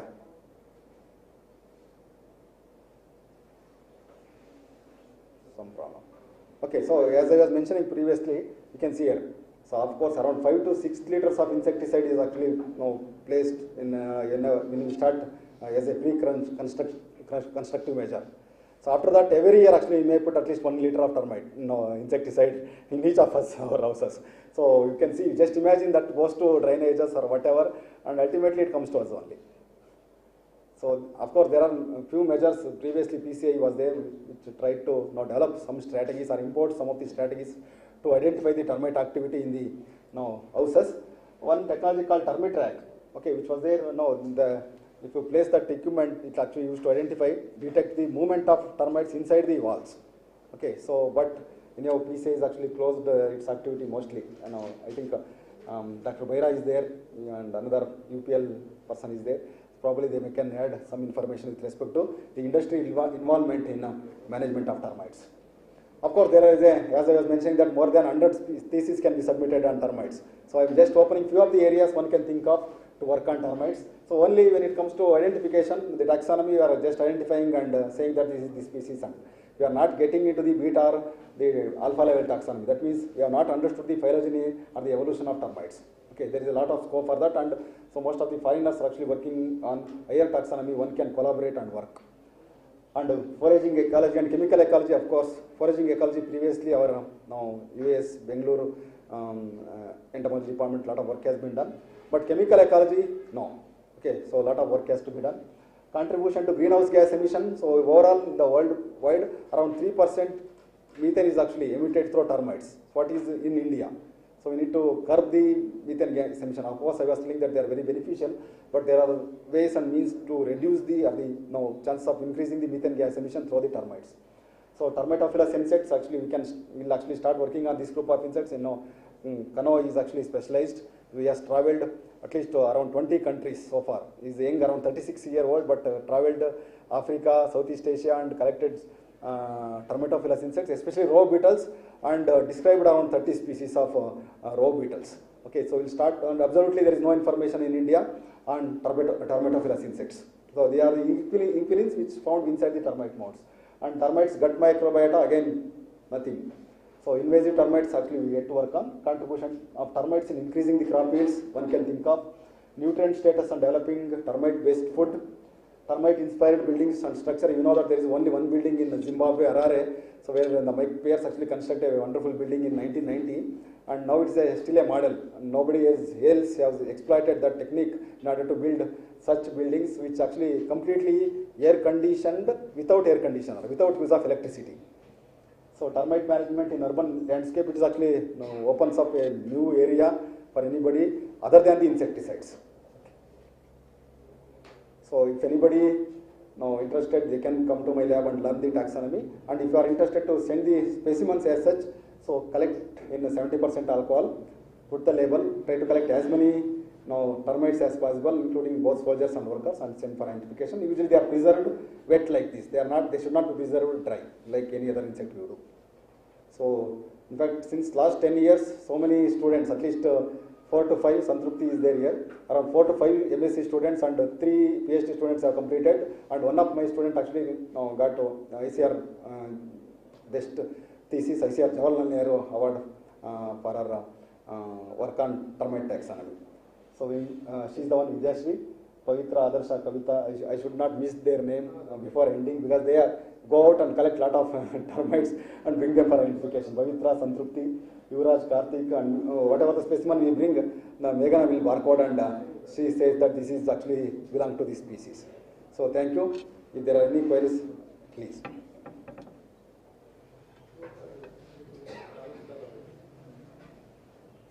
Papers, research papers from all the students have been published. We have just placed them outside, sir, here only. So please. Except Santrupti. Many times,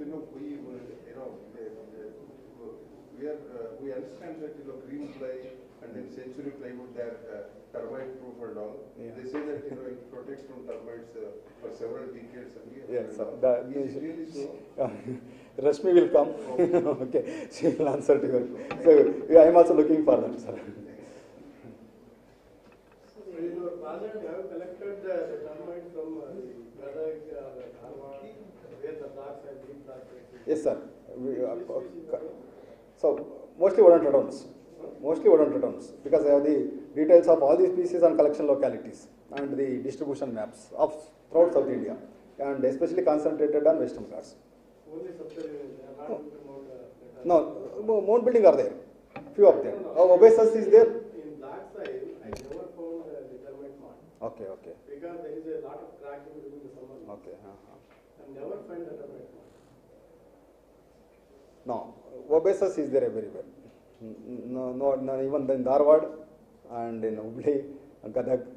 Because of cheap oxide.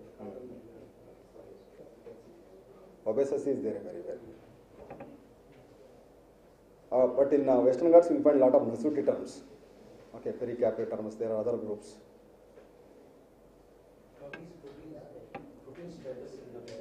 Yes, sir. It's around 55 to 60%. Yes, sir. 3 species actually we did, Coptoterms heavy, obesus and Microterms obesi. So it's around 50 to 60%. So it actually supports anybody's meal. So only thing is that that needs to be encouraged. Make it as an attractive dish and provide. So other than chlorpyrifos, any chemicals? Yes, sir. There are 4 or 5 which are actually registered against termites. One is chlorpyrifos, as you said, bifenthrin, widely used, imidacloprid, and chlorantraniliprole.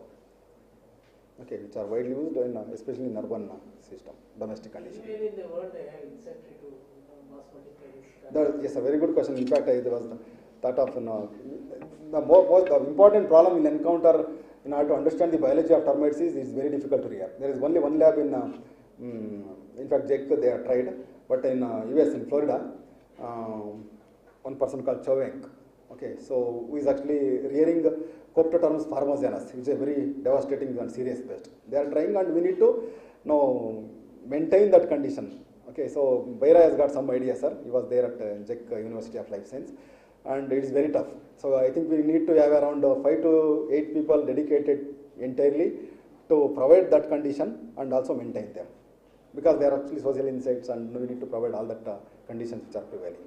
It needs to be. I think Vietnam, they have standardized these crickets for food side. Yes, sir. Similarly, as you say, the protein content is so high, so it should be good. Yes, sir. If you rear them, definitely it can be done. So only thing is that it is very difficult. It's very tough, to arrive at a species couple, because as you say, this is not only just the morphological characteristics. Yes, sir. Yes, sir. Right species. Then also the molecular level. Yes, Say the alpha and beta and gamma not at all touched, sir. So for the species identified is based on the Morphological character. It may be revised. Yes, sir. Yes, sir. later Yes, as sir. you Sir, around 60 species have been published from China, but there are only 27 are valid. That means all of them are actually, they'll say that they'll revise and they'll actually. They are required to be revised. Yes, sir, revise entire things. So the one paper say that revisiting the Coptoterms taxonomy, the same title is there, written by Chowenk and Gurbs. Yes, sir. So if you have the barcode of all the world termites, that's what our international group is actually trying to do.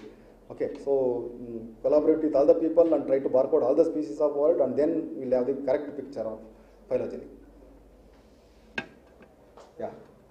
Regarding the termites rates, Yes, sir. so I find actually termites are alone one contribute for the plant growth, because Yes, sir. having 55 to 60% of the play. Yeah. So when this one side will sleep the Yeah. inside, there will be. Yes, sir, definitely. Activity as such I told. So movement.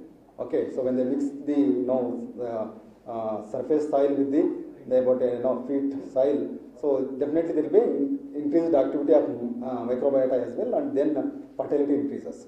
And also in the termite plants there will be no other organisms will be there in the plant itself, in the plant side.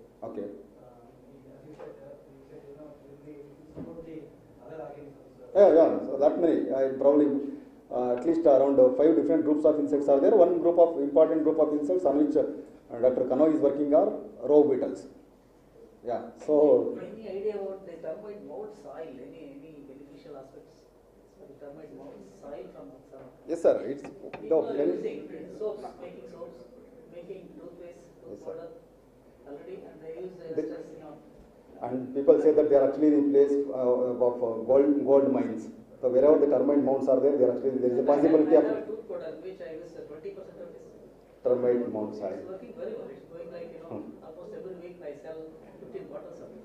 Oh. In fact, some medicinal properties of that particular. Yes, sir. Yes, sir. A lot of things have been worked out, sir. Only thing is that, so we need to popularize, and that's what, sir. So probably discussions by the end of the day, sir, we should say that termites are actually good rather than they are actually bad. So thank you. I will continue with the next speaker.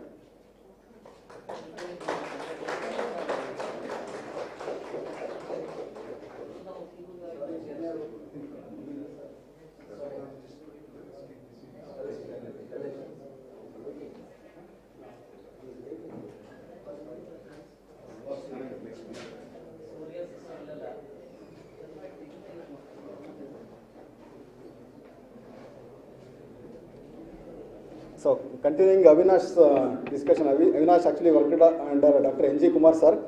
He also worked on termites. So I am happy that he has come, and he was, and continuing his question. So that Dr. Kanoa is actually is now, I can say, authority of row beetles, the termitophilous row beetles, the row beetles which survives inside the termite mound.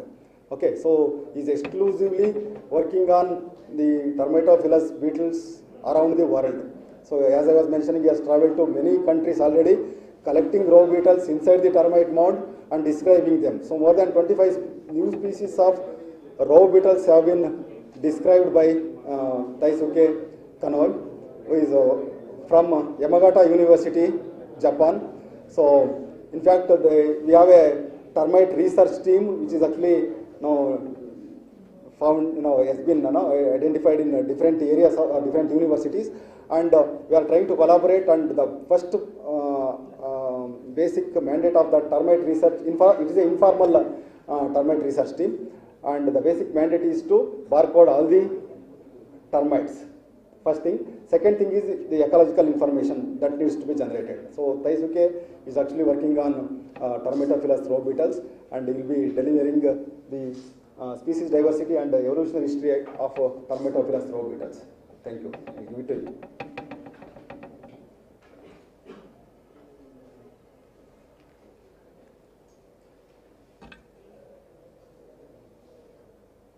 Okay, thank you for the introduction. Good afternoon, everyone. First of all, I'd like to express my thanks to Rashmi invited me to here. This is my honor to speak in front of you. So, before my talk, I would like to introduce by myself very briefly. Okay. So, I am now assistant professor. I got current position 2.5 years ago, so I'm still new teacher in the university. I got PhD 2015 in Kyushu University. Spent as a postdoc season in two localities in Kyoto University and voiced at Okinawa Prefecture in Japan. So my hobby is a kind of field work. I visited to many countries, but not 20, just more than 10 countries actually. So this is Kenya and this is Madagascar with OIST member. So in this talk, I'd like to share the basic knowledge about termitophilous insects, not only log beetle, but also other insects living in termite nests. I would like to start quite general introduction. The species diversity of insect is very, very high, More than 1 million species are now described in the world so far. But in some paper, researchers say more than 80 million species exist in the world.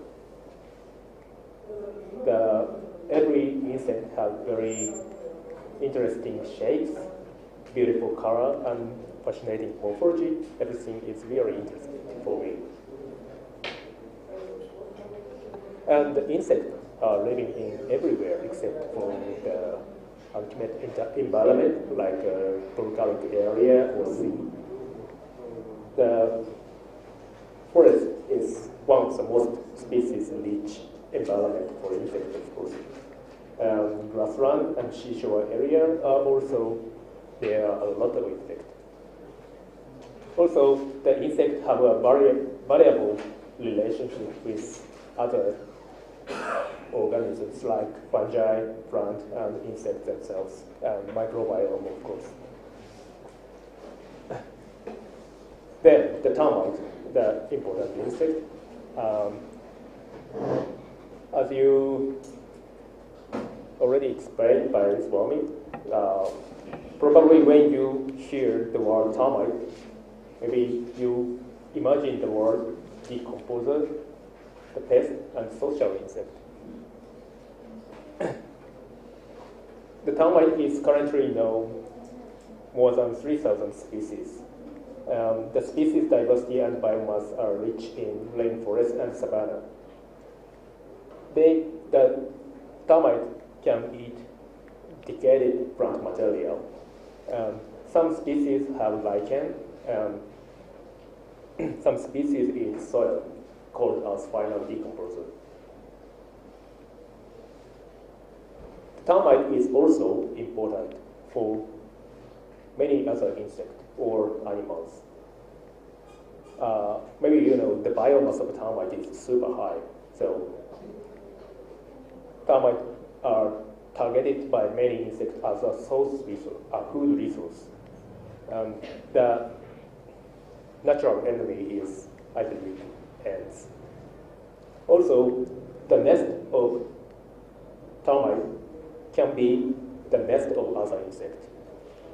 Maybe you know the termite nest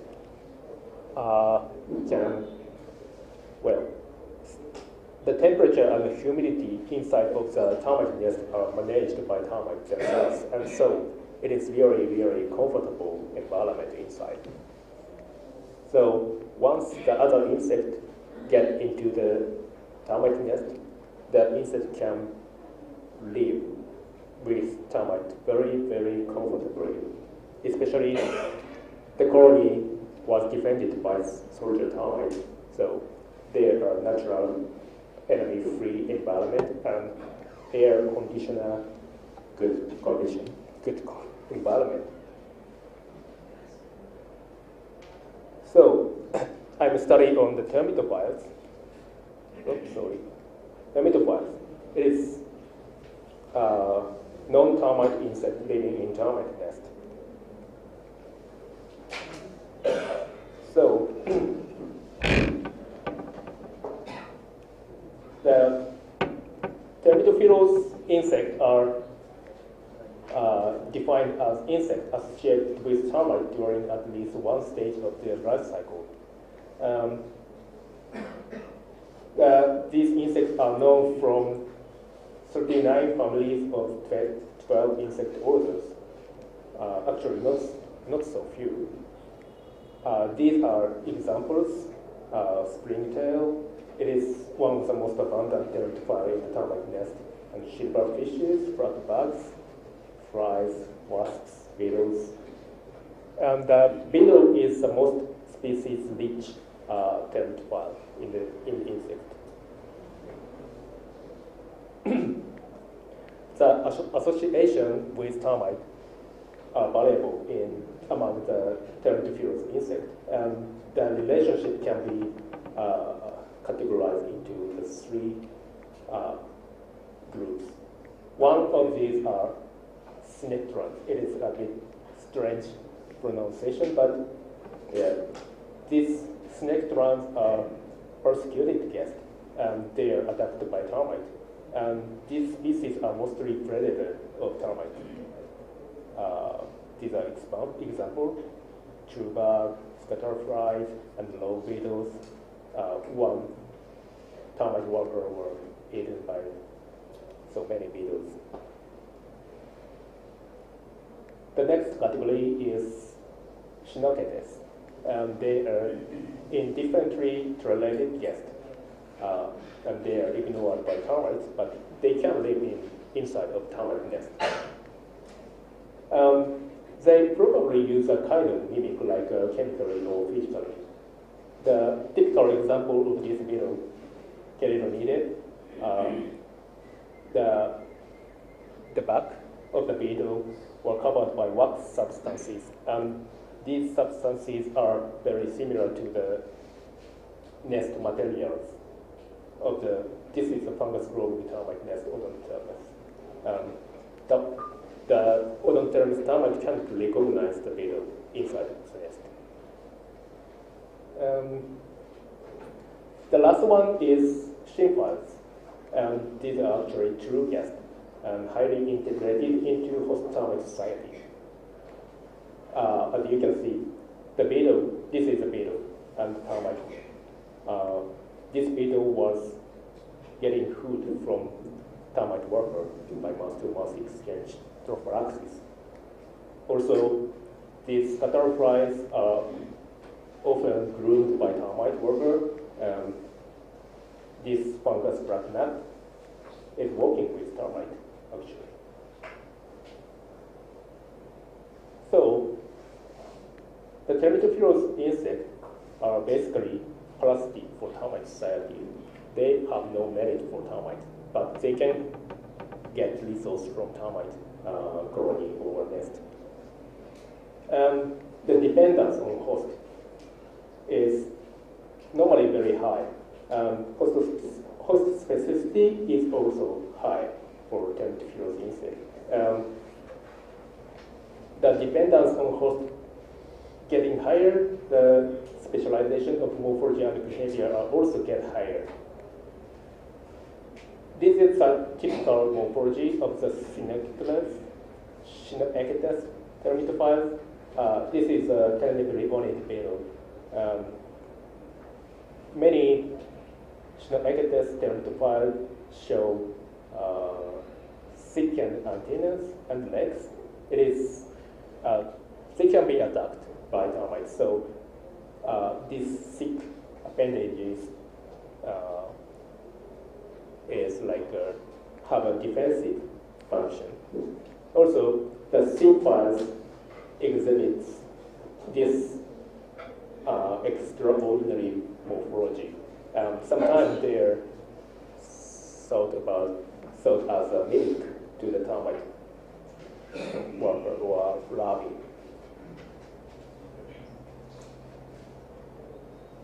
So I try to show the relationship. Another aspect.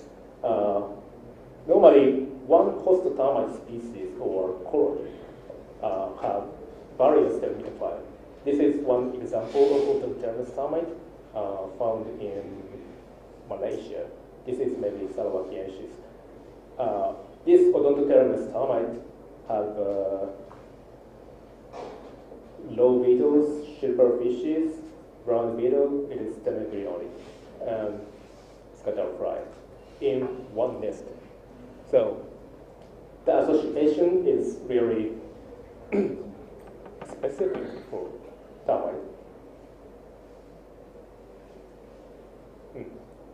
So termite society is an interesting niche which harbor unique insects, as I explained. So how was the diversity produced and maintained? This question is my fundamental question. I'm working on to clarify, to answer this question. But if to answer this question, we have to understand the species diversity and evolutionary history and ecology interaction with host of termitophilous insects. But this knowledge is really limited still. So now I study focused on the low beetle in the subfamily Aleocalinae. Well, I'd like to explain about the low beetle. The low beetle is beetles in the family Staphylinidae. This is the largest animal family in the world, actually. This family alone include more than 66,000 species. It is apparently biggest family in the world. This short elytra is a unique morphology for Staphylinidae, and they're adapted into various environments like fungus flora, seashore, and of course forest. And one of the specific environment is the nest of social insects. So well known, especially in the subfamily Aleocalidae. This subfamily is composed of 55 tribes and include more than 16,000 species. And in this subfamily, there are more than 700 species from 17 tribes of termitophilous species are known. And most of these termitophilous species have species-specific relationship with termites. And often the species show two specialized body forms. This is such lingual species and five gastric body forms. Well, this is a typical five gastric beetle, but maybe nobody can believe this is a beetle.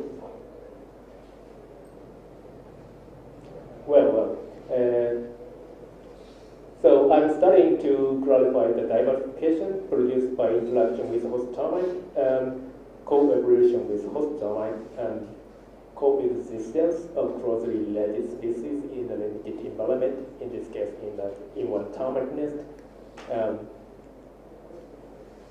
How have the termitophilous species been diversified in Aleocalidae? This question is my current big question. So I'm actually doing many studies with many collaborators, but I would like to I got a PhD mainly based on the field survey and taxonomy and fraternity study. So I would like to show the result very briefly. To clarify the species diversity, termitophilous long beetles, I visited several countries like Southeast Asia, US, America, including Central and South America, and Kenya, is Africa and Oceanic area, and India finally. Well,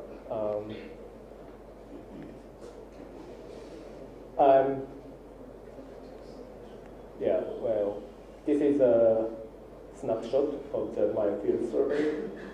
I sometimes climb the tree and get the nest here, dig the big nest in Kenya. Well, I sometimes use traps, like flight insect trap. And I always use a sifter and aspirator to get the material. So, I would like to show the result of my two taxonomic work very shortly. In 2012, I visited to Cambodia, where no study was done until I visited. And I collected 9 species of the genus Discoxenis, termitophilous genus. After the morphological observation, it turned out these 9 species include 8 new species. Subsequently, I divided these groups into 2 species groups. This color dot indicate the host termite.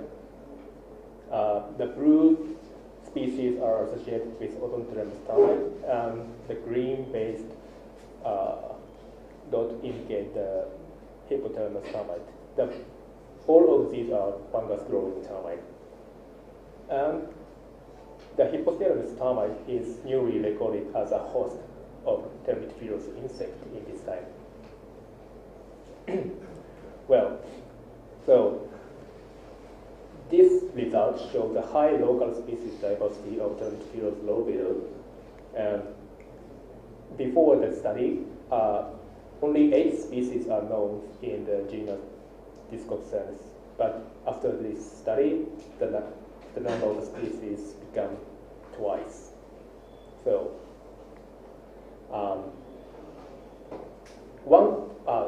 3 species are known. 3 species of this Discoxenis are known in India here, but, well, only one part. Based on this study, probably so many other species are remain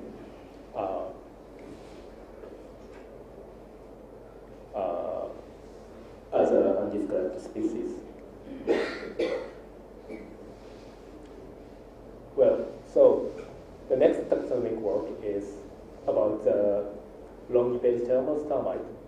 This termite is belong to Termitine, a big subfamily in the higher termite group. Distributed in Indonesia and Malaysia. They eat fallen leaves. This is, as you can see, the termite is black, so they make foraging common on ground, not underground. This is a just 10-minute change. They eat so fast and a lot. Before my study, the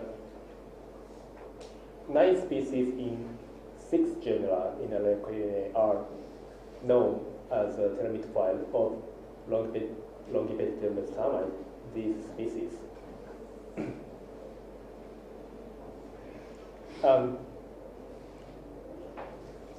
After I visited to Southeast Asia, I found the beetles worked with host termite in foraging common. So I wanted to show the movie. Well, oh, okay. I cannot show the movie because my main file is in my laptop. Yeah, relatable, but the termite make the foraging common on ground during the night. The workers are bringing the foreign trees, and the soldiers are defending beside of the workers. And then many termitophilous insects are working with termites in this ground. It is really funny and cute, but I'm sorry I cannot show this time.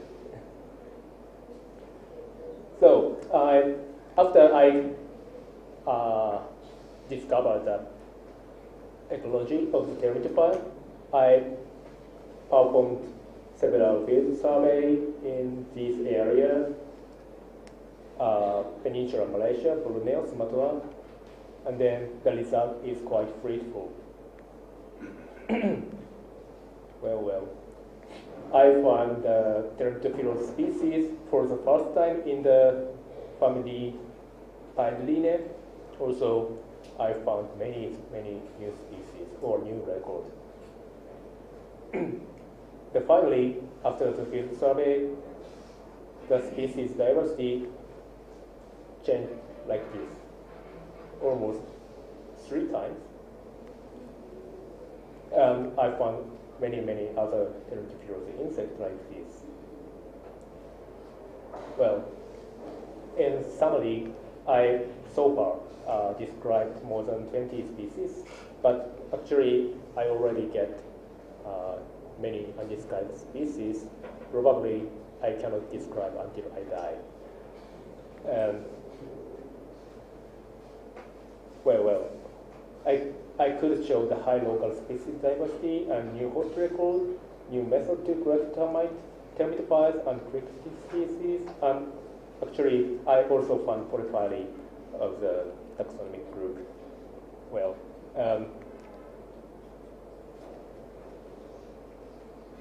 and based on these results, I can say the species diversity should be much higher in the world. And division of a redefinition of the systematics is quite necessary. Now I understand how much species should be exist, or how can I get the species. So I'm ready to study in different academic fields. Well, let's focus on this species diversity should be much higher. Swami showed more than 300 termite species are known in India. In this morning, I counted the termitophilous low beetle known in India, only 14 species. We will go to the field from tomorrow, and I expect almost all species I found should be new species.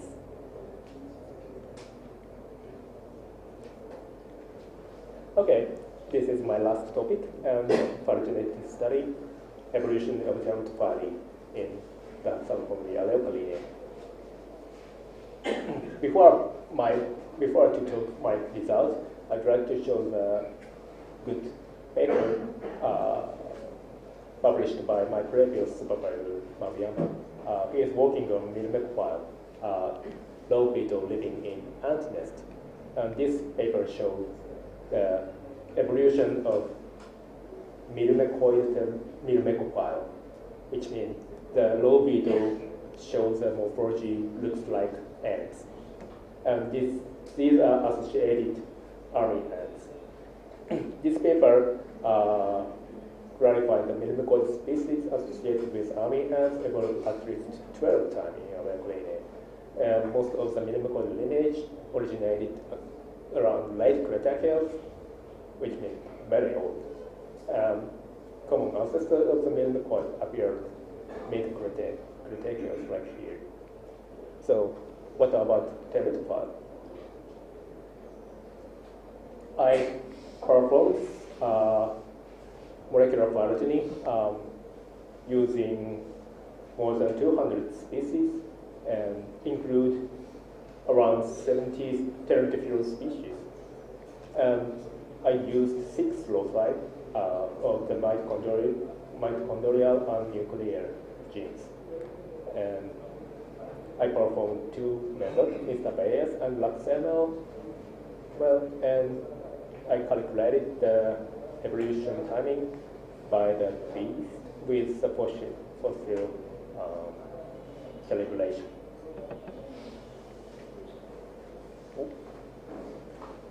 Okay, so this is the result. This is Bayesian consensus tree, and this is molecular layer tree. It's almost the same, but no major difference among the Bayesian ML. It's a maximal likelihood, and molecular dating tree were found. So I would like to use this Bayesian tree in this time. And this green branch means termitophile, and blue branches means myrmecophile, and others are free-living species. And I carved the branch if it's reconstructed with more than 50% probability. Well, this is the result. I put the number of the termitophilous trade. These 5, 6, 9, 10, 15, 16, these grades are put a different color because the support value are a bit lower than other grades. So if I consider that, I can say termitophily in Aleocalinae are evolved around 14 to 17 times evenly in Aleocalinae. Also, cost change to the different social insects, such a big difference, like termitophily to myrmecophily, also myrmecophily to termitophily, should be happened several times in the history of Aleocalinae. This showing the convergent morphology, I mean the limnoid and physogastric species evolution. This number corresponds with the number of these traits. So these other traits can have just a general body form of the termitophilous beetle.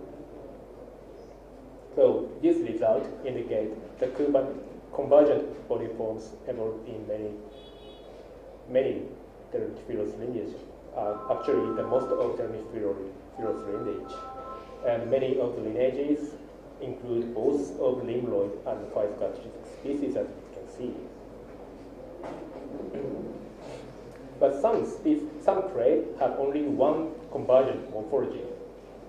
These are a bit exceptional. But if we can see these clade, these are both associated with longitudinal termite. Also, these limblioid species are associated with odontogynous termite, and no 5 gastric low beetle are known, but there are 5 gastric scatterfly in the nest of odontogynous.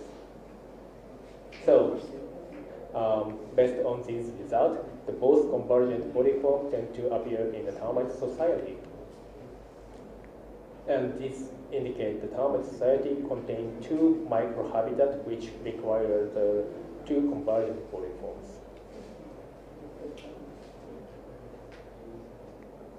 For the last slide, I'd like to show the host relationship very briefly.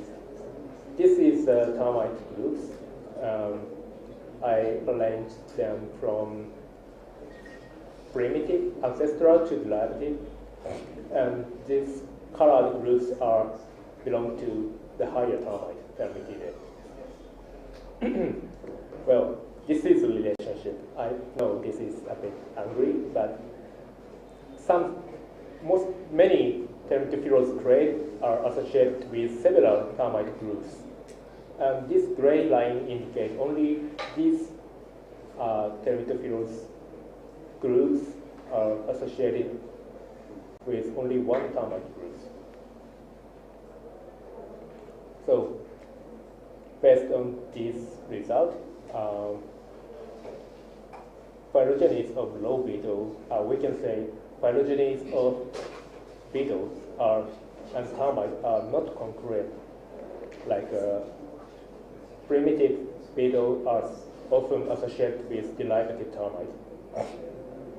And also, the host change beyond termite family or subfamily may have happened very, very frequently. Well, I forgot to explain the molecular dating.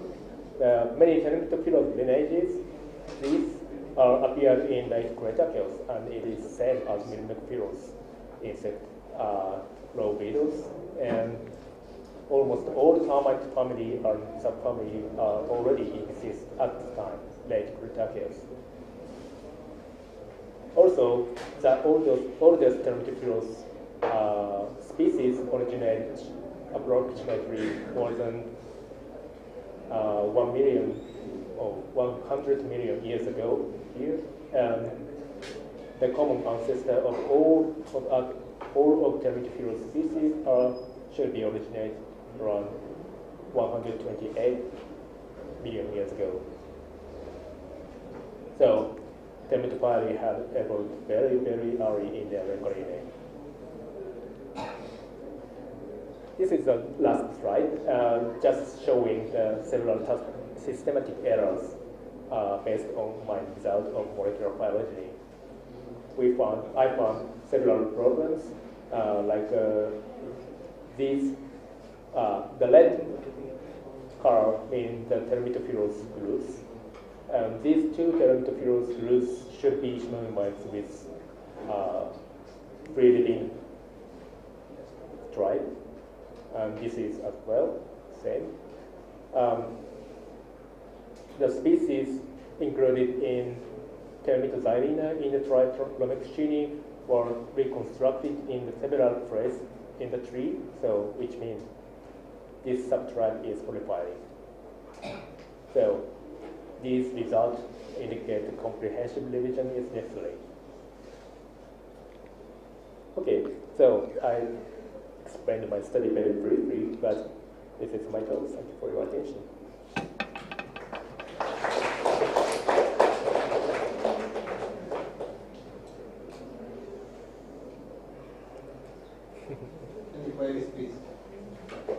Dr. Kanoa, you have concentrated on most of these termitophilous, only the insects, for example, the oviparous.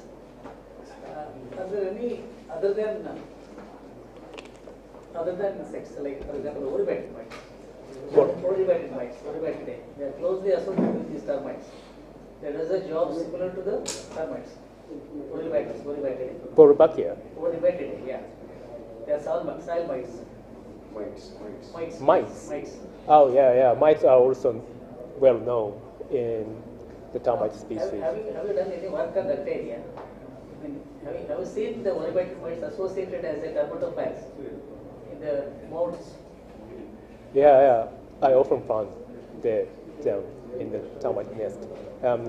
Sometimes I collect it, but nobody studied that, so should be many species. And yeah, I'm looking for good student or working on the termite taxonomy of termitophilous insects actually.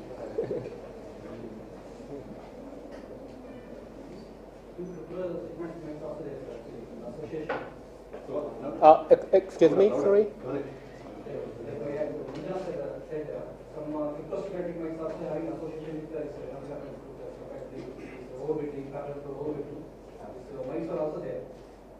Mites say Boribacea mites. He is talking about. They belong to cryptostigmatidae. Yes, sir. They are Boribacea mites. Cryptocelcus?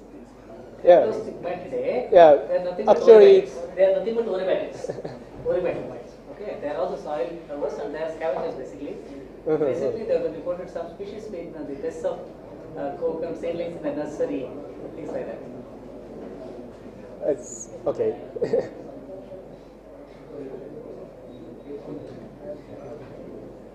So, association of this dark beetle Lucanidae. So, what is its role in the termite mound? What is the role in termite mound? Lucanidae. What do they do with the termite mound? Yeah. Lucanids is asking that. Lucanid beetles. Stag beetles. stag beetles? Stag beetles, especially the larvae of stag beetle, are living inside of the termite mound. And they just eat the pure soil or decayed material from the termite nest, and they can grow up.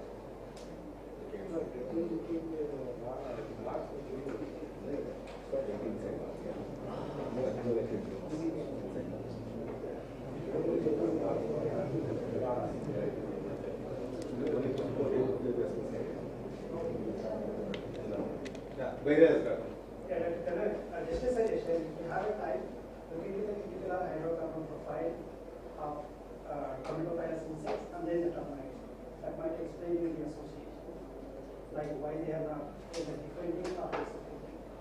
Oh, well, it is a good question. And we believe most of termitophilous insects using chemical mimicry to enter the termite nest. Also, the morphological mimicry should be performed efficiently. And, well, like that. And actually, almost nothing is known as the ecology of termitophilous insect. I actually want to study so many things, but my time is so limited. So I focused on taxonomy and phylogeny so far. And yeah, should be interesting to study.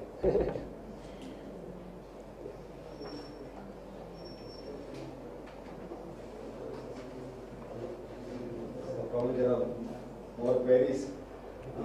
I think all of us are becoming hungry, right? So time to have lunch and maybe. So as per the schedule, I think we have now behind one lecture. So maybe we'll hurry up after the lunch. So I think just behind this building, lunch has been arranged.